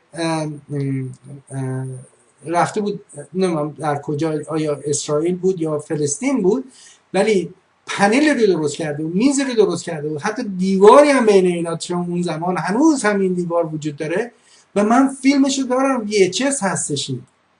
اگه دوستان علاقه‌مند باشه من اینو تبدیل به دیویدیش میکنم و هم اگر دوست داشته باشم نگاه بکنه. این برنامه مال 22 سال 25 سال پیشه.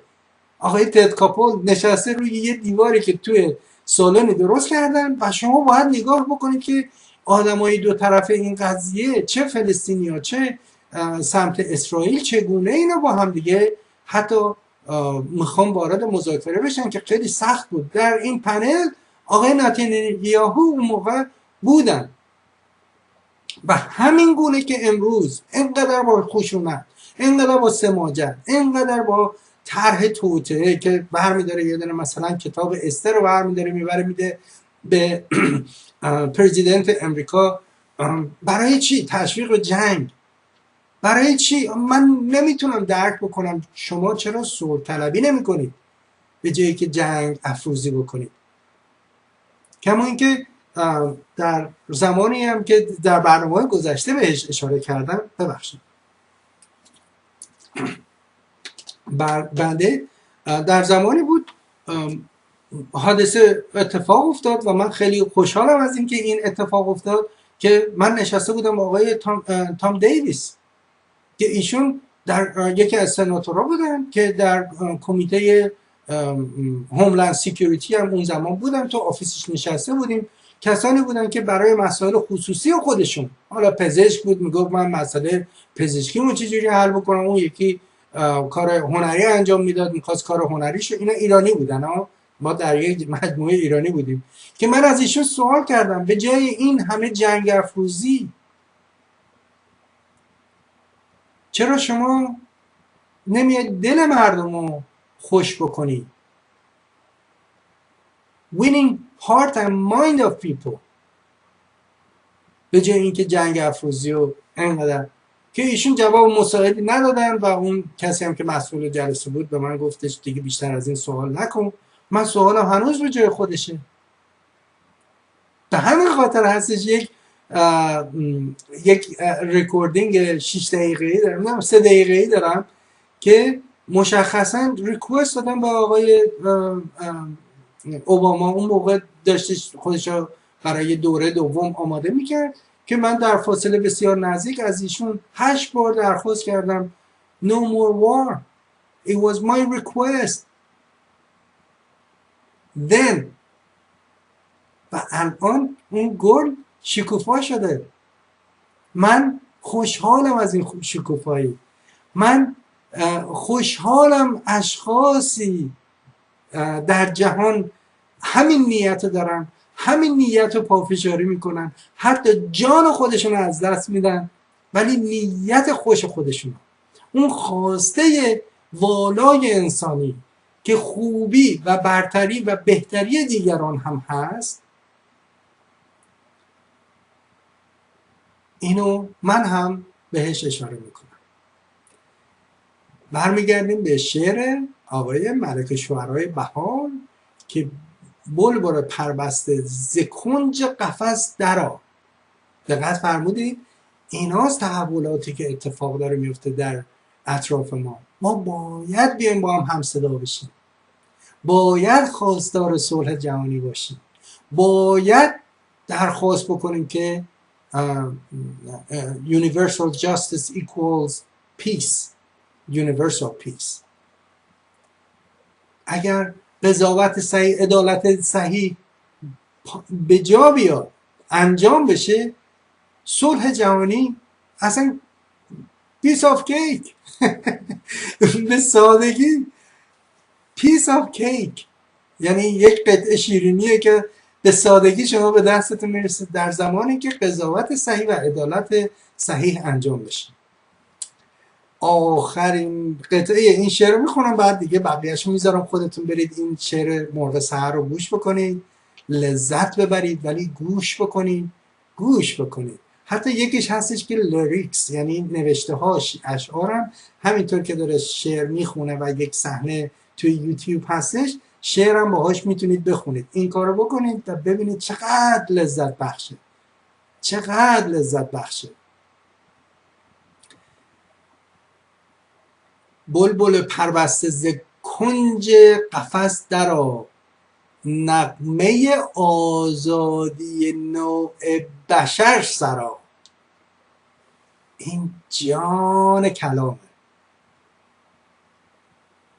شاعر میگه نغمه آزادی نوع بشر، نه اینکه پسرخاله من، نه اونایی که با من هم اندیشن، نه اونی که هر که از ما نیست بر ماست، نه اینکه من فقط اون کسانی که به من میگن من پژوهشگرم و نمیدونم چی از این القاب زیاد شده دیگه، ما هم نمیدونیم، همشون هم بسیار عالی. میدونم در دانشگاه پژوهشگران شما فارغ التحصیل شدید و نویسنده، حالا مثلا یه مقاله رو می نویسی یه جا، مثلا میشه نویسنده یا گزارشگر.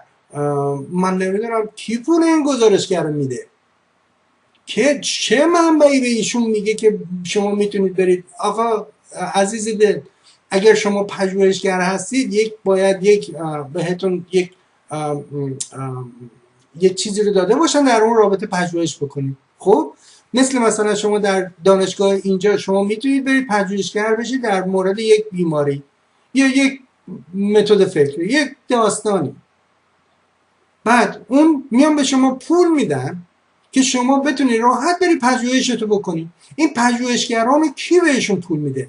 ممر درآمدشون چیه؟ این روزنامه نگاران آیا در واشنگتن پست اینا میرن مطلب میذارن؟ جزء لیست روزنامه نویسان و مثلا گزارشگران یکی باید پول به اینا بده. من اینجا دارم خودم بهتون دقیقا میگم، از روز اول بهتون گفتم، من ریلتورم، من ممر درآمدم از این که خونه بفروشم یا خونه بخرم، ولی باید مشتری من بسیار بسیار محافظت ازش بشه. شماره بعد خوشحال از توی اون خرید خودش یا فروش خودش بیاد بیرون. این کار حرفه‌ای منه. مثل یک وکیل باید بیاد مدافع و پول میگیره. یک راننده تاکسی باید بیاد شما بهش بگی من از اینجا ببر به اونجا و پول میگیره. یک خیاط میاد یک کچلوار رو درست میکنه و پول میگیره. یک کسی که ماشین میفروشه باید یک ماشین رو به یه نفر بده که به بابش باشه، به قیمت درست باشه و در مقابلش حق خودش رو میگیره که این خدمت رو انجام داده. فی فور سرویس بهش میگن. یک کارمند میره توی یه اداره میشینه کارهای رو انجام میده به خاطر اینکه وقتش اونجا گذاشته و یک سری کارا. بعد این پژوهشگران و مخبرین و تفسیرگران و این، من موندم اینا از کجا درآمدشونه.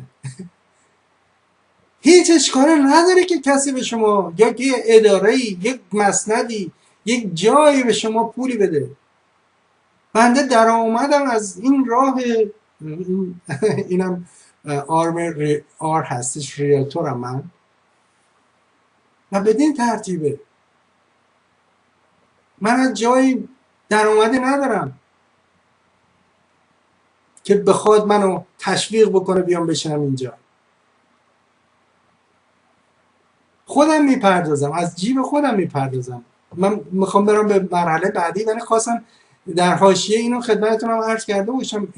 این یک روزی بیام این سوالا بذاریم رو میز، یک روزی بیام کشف بکنیم اینایی که وقت خودشونو میذارن، اینقدر تلاش میکنن و آب و گلالود میکنن اکثرا.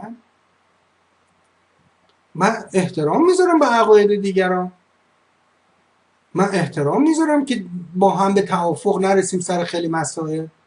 من علاقه‌مندم که باهاشون بشینم صحبت بکنم، اونها از من سوال بکنم، من از اونها سوال بکنم، یا با هم دیگه بشینیم با هم دیگه صحبتی رو انجام بدیم تا به نقطه‌های مشترکمون برسیم و از اونجا شروع بکنیم حرکت کردن. ولی این که از این القاب استفاده میکنم، من هنوز توی مگر اینکه یکی مثلا من بیاد بگه من علاقه شخصیمه، مثل کسی که کار میکنه بعد میره تنیس بازی میکنه، 2 ساعت میره تنیس بازی میکنه، بنده علاقم اینه 2 ساعت میام این کار رو انجام میدم. یکی دیگه میره یه کاری میکنه، میره یه ماشین سوار میکنه، مثلا قطعات علاقشه. یکی دیگه میره باغبونی میکنه. قرار نیست برای هر کاری پولی داده بشه، ولی اگر شما باغبون اسمتون میذارید و میاید به طور مستمر در این جریان، لااقل مثل من بگید که کار شما اینه، درآمد شما از اونجاست و علاقه خصوصی شما در این رابطه است، من هم خیلی خوشحال میشم.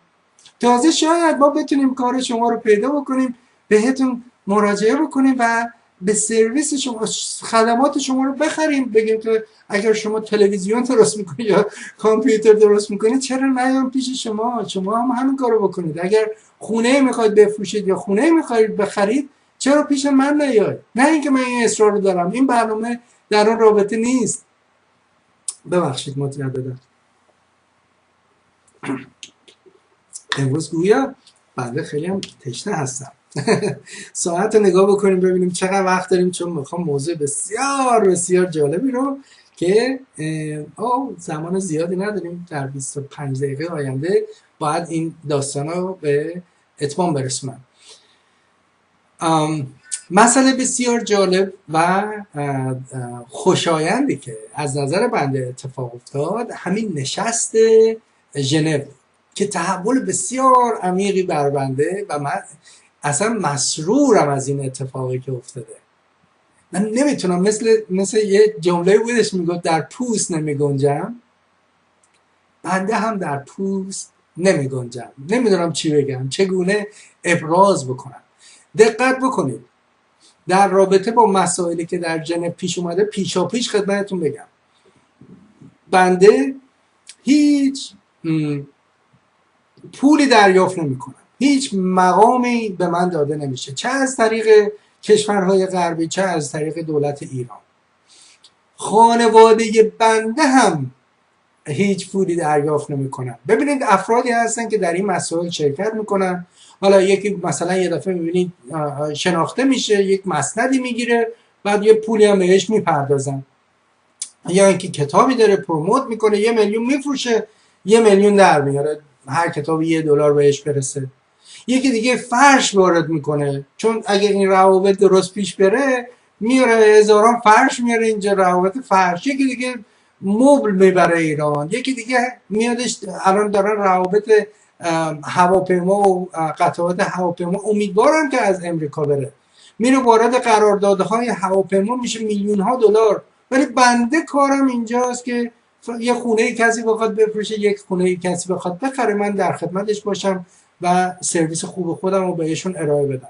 پس دقت بکنید که من به هیچ وجه، چه در خارج از کشور چه در ایران، که من ناراحت مادر 85 ساله خودم هستم، همونقدر که تا امروز هم شما نمیدونستید که مادر 85 ساله بنده در ایرانه و خب مریضم، سن زیاد دارم.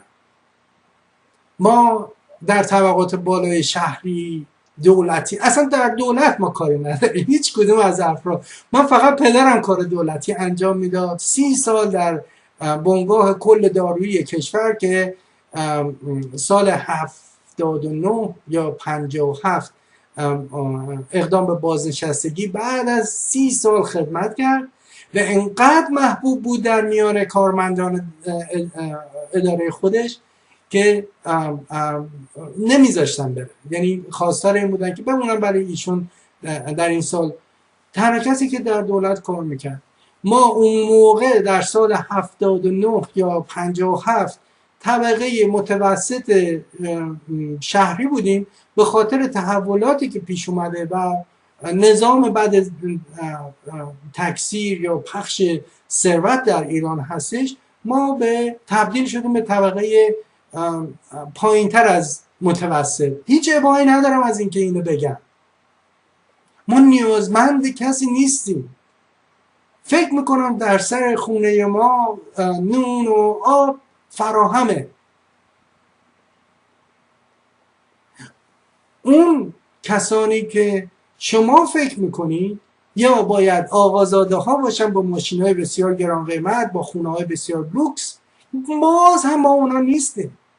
بنده خانوادم از اون جناح نیست، بنده 30 سال خارج از کشورم. اینا رو خدمتتون میگم چون آدمای مضر و اینایی که دوست دارم میخوام بیان به مردم همینطور لیبل بزنن یا اتیکت بهشون بزنن یا چه میدونم چی کار بکنن، همش میخوام بگن این وابسته است، اون به اون چسبیده، اون از اونجا پول میگیره، این به اونجا ربط داره، ولی نمیخوان کشف بکنن که شاید یک انسان هم داره فقط از نیت خودش داره صحبت میکنه، چون نیستن خودشون، نمیتونن درک بکنن یک انسان میتونه انسان دیگر رو علیرغم تمام این مسائل، جا و مکان و پول و ثروت و این چیزا، میتونه انسانهای دیگر رو دوست داشته باشه. مادر ترزا یکیشونه، هزارانشون در مسیر در سراسر جهان هستن.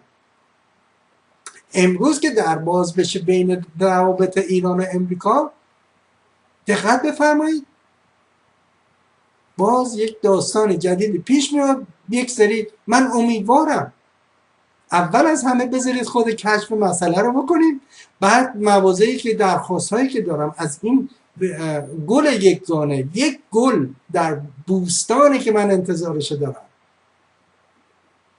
در باغی که من انتظارش دارم که یک گلش پدیدار شده فعلا، بعد مواضع خودمو بگم، ریکوستامو و خواستامو بدم. در این همینطوری که تا الان پیش اومده و حالا متوجه شدید که این شوق و شعف من بر اثر این هستش که 6 کشور جهان و ایران به توافق رسیدن که میتونن با هم صحبت کنن. کامیونیکیشن 24 تا برنامه است که اینجا دارین تلاش میکنم. من نمیگم این نفوذی داشته این برنامه، ولی لااقل در فضا ما فرستادیم اینو. بنده فرستادم. I made my request and I spoke my request. پس بنابراین ask you shall receive. درخواست بکنید، احتمالش زیاده که دریافت بکنید خواسته که داشتید. و ما میخواستیم جنگ نباشه. بنده در این برنامه از کسانی که جنگ افروزی میکنن، توطئه میکنن، تحمیل میکنن، از زر و زور و تزویر استفاده میکنن که جنگ خویی داشته باشن، جنگجویی بکنن. این آقای نتانیاهو هم زیاد در این موقع هنوز بیال نمیکنه، آتش بیار محله شده. امیدوارم ایشون هم بپیونده به ما، ایشون هم به انسان والا بپیونده، تشویق بشه، یکی بشینه باهاش صحبت کنه. بنده که جایز نیستم، بنده که لیاقت ندارم، بنده که زبون ایشون، البته ایشون انگلیسی صحبت میکنه، بنده هم میتونم باهاشون شاید بگم چه نیتی داره. همونطوری که با آقای تام دیویس گفتم، winning heart and mind of people around the world. در سراسر جهان تلاش بکنیم که بریم با قلب مردم برسیم. و من خوشحالم که این سانکشن ها یا این کمبودهای روابط اقتصادی برداشته شده به دو حالت، به دو مورد، به دو خصوصیت. یک، باید اینا اول میپرسیدم که این حوادثی که در شنبه گذشته اتفاق افتاد در ژنو، برندش کی بوده؟ برنده نهایی این مذاکرات کی بوده؟ برنده نهایی این مذاکرات مردم ایران بودن، علیرغم تمام این سوسه هایی که این تلویزیون های وخیم یا روزنامه های عجقی یا با پندار نابا، با رفتار و گفتار درسته که شاید بسیار خوب حلاجی میکنن، چون مفسرین بسیار زبده‌ای دارن که اینا بررسی های بسیار عمیقی در این مسئله دارن، ولی نیت بد دارن.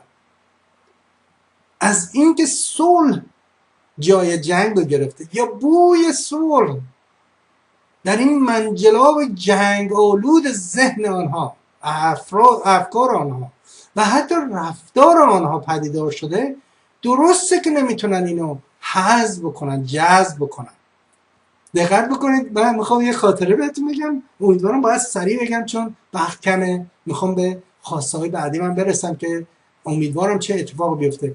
در زمانی که اتومبیل در ایران آوردن، جاده رو درست کردن، خیلی مثل که فقط در تهران بوده و اتومبیل داشته شروع میکرده اومدن به ایران، که بشه تاکسی، که بشه اتوبوس یا هر چیز دیگه. بالاخره همیشه که نبوده، در یک زمانی شروع کرده به ایران اومده. دقت بکنید چه کسانی اینا ناخشنود بودن از اینکه اتومبیل داره میاد. حتی تظاهرات و مبارزه هم کردن که از آمدن اتومبیل به شهر ناراحت بودن. حدستون درسته، چون قبل از اتومبیل کالاسکه و گاری و این چیزا بوده که کار میکرده. اگر شما اتومبیل بیارید، اینی که گاری داره باید چی کار بکنه؟ این که کالاسکه داره برای رفت آمده آدما، اونی که گاری نمیدونم بشکه داره آب برسونه، اونی که گاری داره که نمیدونم مثلا آذوقه رو از این بازار به اون بازار ببره، اینا همه ناراحت بودن چون جایگزینشون میشد ماشین. تظاهرات کردن، اعتراض کردن.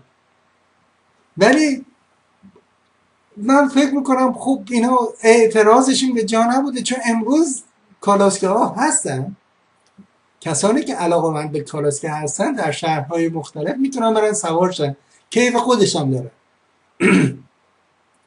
ولی شما جلوی نور رو میتونی با پرده رو جلوش بگیری، یعنی نور، خورشید وجود خارجی داره. شما میتونید بگید که زمین مسطحه، ولی گالیله میادش با منطقش میگه که نه، با علمش.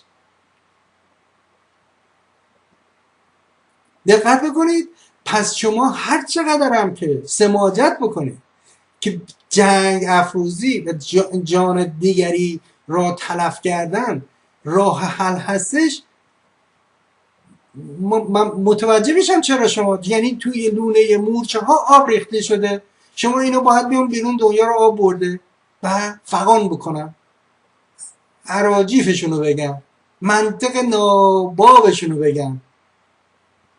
حالا جلوه دیگرش این هستش که بین ایران و امریکا این روابط 6 ماه وقت داره. این 6 ماه مثل همون 20 دقیقه 10 دقیقه هستش که شما رفتی توی ورزشگاه. خدمتتونم عرض کردم، این حالا میایین مطالعه رو میذاریم بغل هم، میبینیم که چه جلوه جدیدی داره. مثل تمام غذاها رو میخواید درست بکنید، تمام نخل لوبیا این چیزا رو میذارید بغل هم دیگه، اول میذارید تو آشپزخونه، بعدن به موقع خودشون میریزید، بعد یه دفعه میبینید قرمه سبزی شد یا غذایی که میخواید. به همین خاطر در همین زمان میبینیم که اولین گل زده میشه، یعنی گل بیرون میاد و منتظریم که این باغ جهانی پر از گل‌های متفاوت بشه، رنگ‌های بسیار زیبا. جنگ جای خودش رو از دست داد. کما اینکه در رابطه با سوریه همه اومدن سوار کشتی هاشون شدن، هواپیماهاشون شدن که بیان دیگه، رسیدن که یه جا بزنن تو سر و کال هم دیگه، یک عالمه مردم در میان کشته بشه، ولی ازش جلوگیری شد. چون جهان و جهانیان، انسان، بشر در کشورهای غربی، شرقی، وسطی، اینوری اونوری نمیخوان جنگی باشه، ساپورت نمیکنن. به همین خاطر هستش که با تهاجم وارد قضیه میشن، بزن و در روه، کاتن ران اکثر مواقع اتفاق میفته. حاصلش هم عین لیبی میشه. باید سریع من برم جلو چون وقتم کمه. به برنامه‌های گذشته رجوع بکنید در رابطه با حوادثی که در لیبی، عراق، افغانستان و کشورهای دیگه اتفاق افتاده، چگونه این کاتنرانا فقط مردم بدبخت و کشته، زندگیشون خراب کرده و این نبید صلح باید جایگزین بشه. علی‌رغم اینکه این دولت دموکراتی نیست، ولی اگر دولت امریکا و دول غرب به این نظر رسیدن که با هم دیگه همکاری داشته باشیم، کماکان فضای بهتری رو تولید میکنه تا ما بتونیم ترویج افکار بهتر و زدودن مسائل ضد بشری مثل اعدام اولین خواسته من این همین مسئله اعدام رو از روی کره زمین برداره. چه در امریکا، چه در روسیه، چه در چین، چه در کشورهایی که این کارو میکنن، چه در ایران، چه در عربستان که نه تنها اعدام هست، دست قطع میکنن، یک کارهای عجیب غریبی میکنن که اصلا چند وقت پیش من یه فیلم رو دیدم که یکی از اهالی مال آفریقا میرن اونجا کار میکنن و اینو سراپا آویزونش کرده بودن و این عربای عربستان با چوب اینو تنبیه میکردن و نمیدونم سر بسیار جانگدازی بود. به هر ترتیب نوید ما، حتی کشورهای که خواستار رسیدن به این منطقه نیستن، اونها هم بیایند و بپیوندن. همونطوری که مادر ترزا میگفت one at a time. همینطور ما باید فقط عشق باید بفرستیم بیرون. بالاخره به یکی میگیره، میان جلب توجه میشه، میبینن فضای عشقه، میپیوندن. ولی در این 6 ماه اول که مثل همون 20 دقیقه رفتن توی اکسرسایز روم یا توی ورزشگاه هستش، ما اگر وایسیم خراب کردیم. البته در رابطه با مسائل مختلفی که از نظر فرهنگی و تاریخی بین ایران و کشورهای غربی اتفاق افتاده، ایران در مراحل مختلف پاتک خورده. چی میگن؟ در جریانات مختلف میبینیم جاهای مختلف بوده که زمینهای مختلف، قطعات مختلف یا مسائل مختلف رو از دست داده.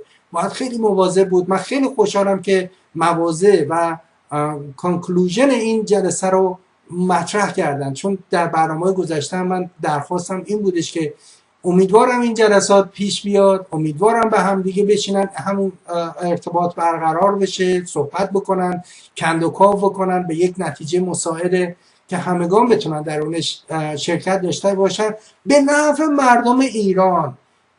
دوستان عزیز، دارو باید به مریضان ایرانی برسه، داروی مجاز و خوب باید برسه.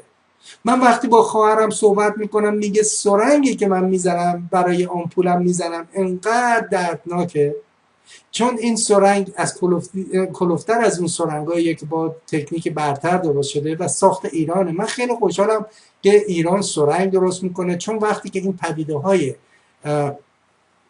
میدونید که تمام تحولات جهان بر اکثر این بوده که ما کمبودی داشتیم، باید میرفتیم یا کشف میکردیم یا اختراع میکردیم و من خوشحالم که تکنولوژی در ایران بر اثر این کمبودها حتی زیر این کمبودها پا گرفته، ولی هنوز جاندار نیست، هنوز بهترین نیست، چون تکنولوژی بهتر در غرب هستش و من خوشحالم که این تکنولوژی وارد به ایران میرسه. در ضمن غرب باید توجه بکنه اگر ایران می اومده تا الان با 3 برابر قیمت 4 برابر قیمت به خاطر این مسائل اقتصادی که روش سانکشن گذاشته بودن باید از کشورهای مثلا درجه 2 3 که اونم تکنولوژی برتری ندارن مثل هندوستان یا مثل چین یا مثل روسیه خریداری میکرده وسایلشو، امروز میتونه بیاد با غرب وارد معامله بشه. امروز میتونه پولهاشو بیاره توی امریکا خرج کنه. امریکایی که بنده زندگی میکنن با مسائل مالی بسیار گزاف و وخیمی الان روبرو هستش و این میتونه یک در گشایشی باشه. کلی کارخونه ها میتونن شروع بکنن به کار کردن برای ساختن وسایلی که مورد نیاز ایرانه، از جمله هواپیما. آخه شما نگاه بکنید وقتی که هواپیما رو شما روش سانکشن میذاری که نمیتونه قطعاتش بخره یا تعمیراتش رو انجام بده، اون کسانی که با این دارن میرن و میان اینا انسانن.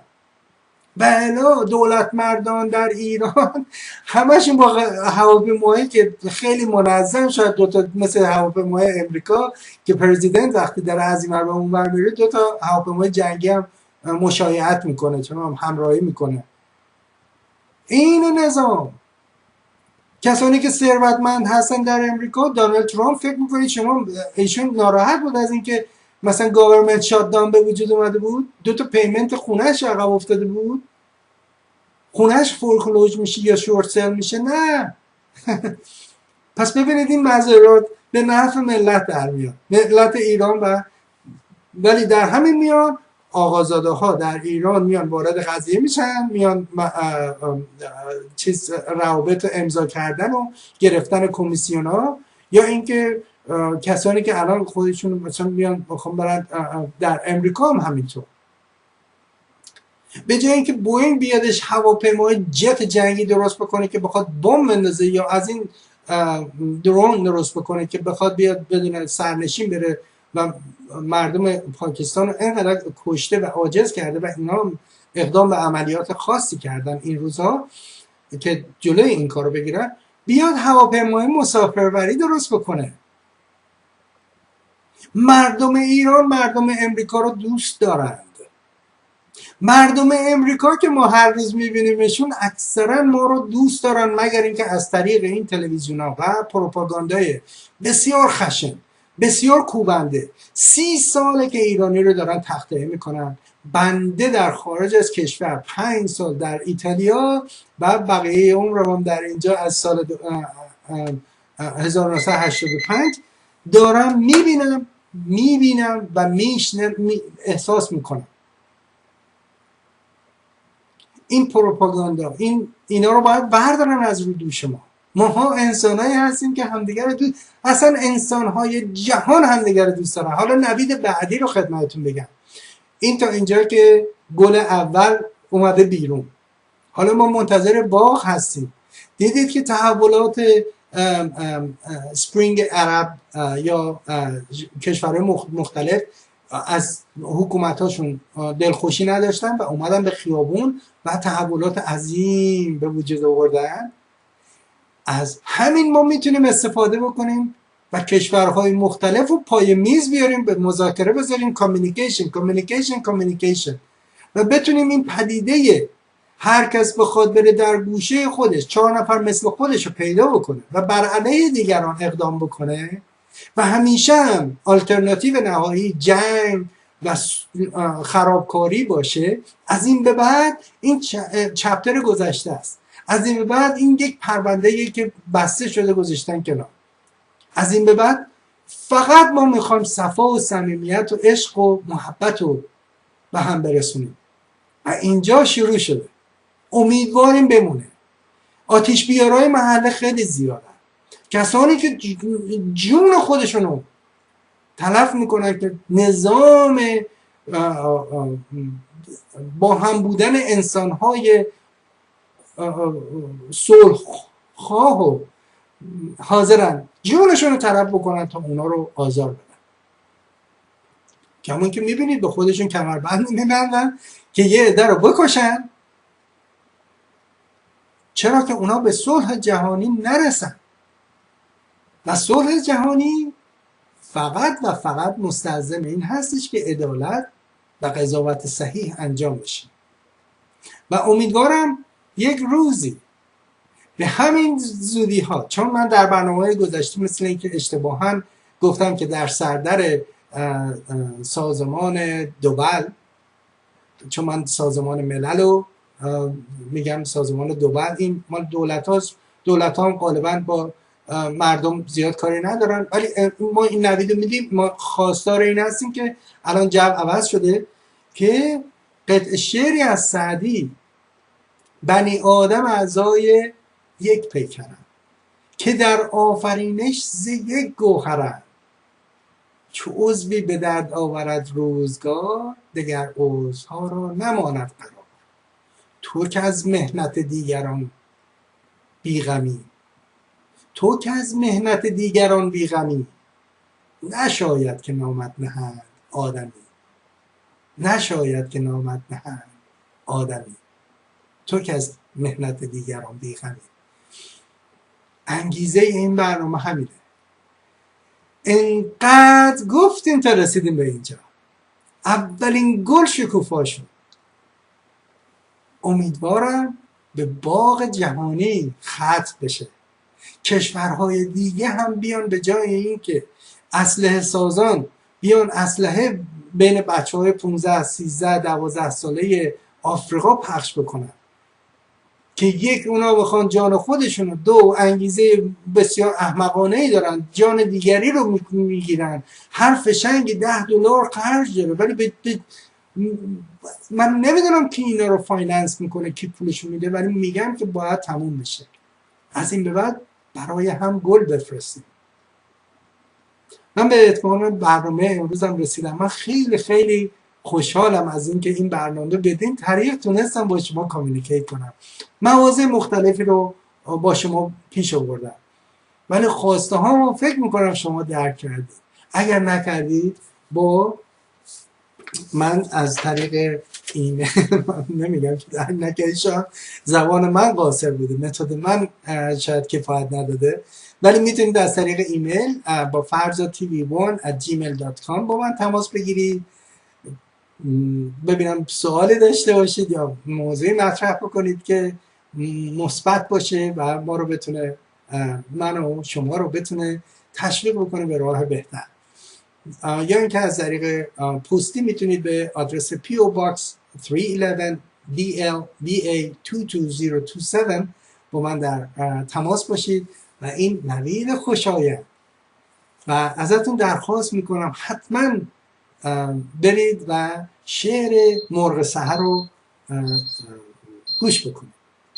بدین ترتیب من به آخر برنامه‌ام رسیدم و بسیار خوشنودم که یک بار دیگه در خدمتتون بودم تا برنامه آینده که در آخرین چهارشنبه ماه دسامبر 2013 خواهد بود.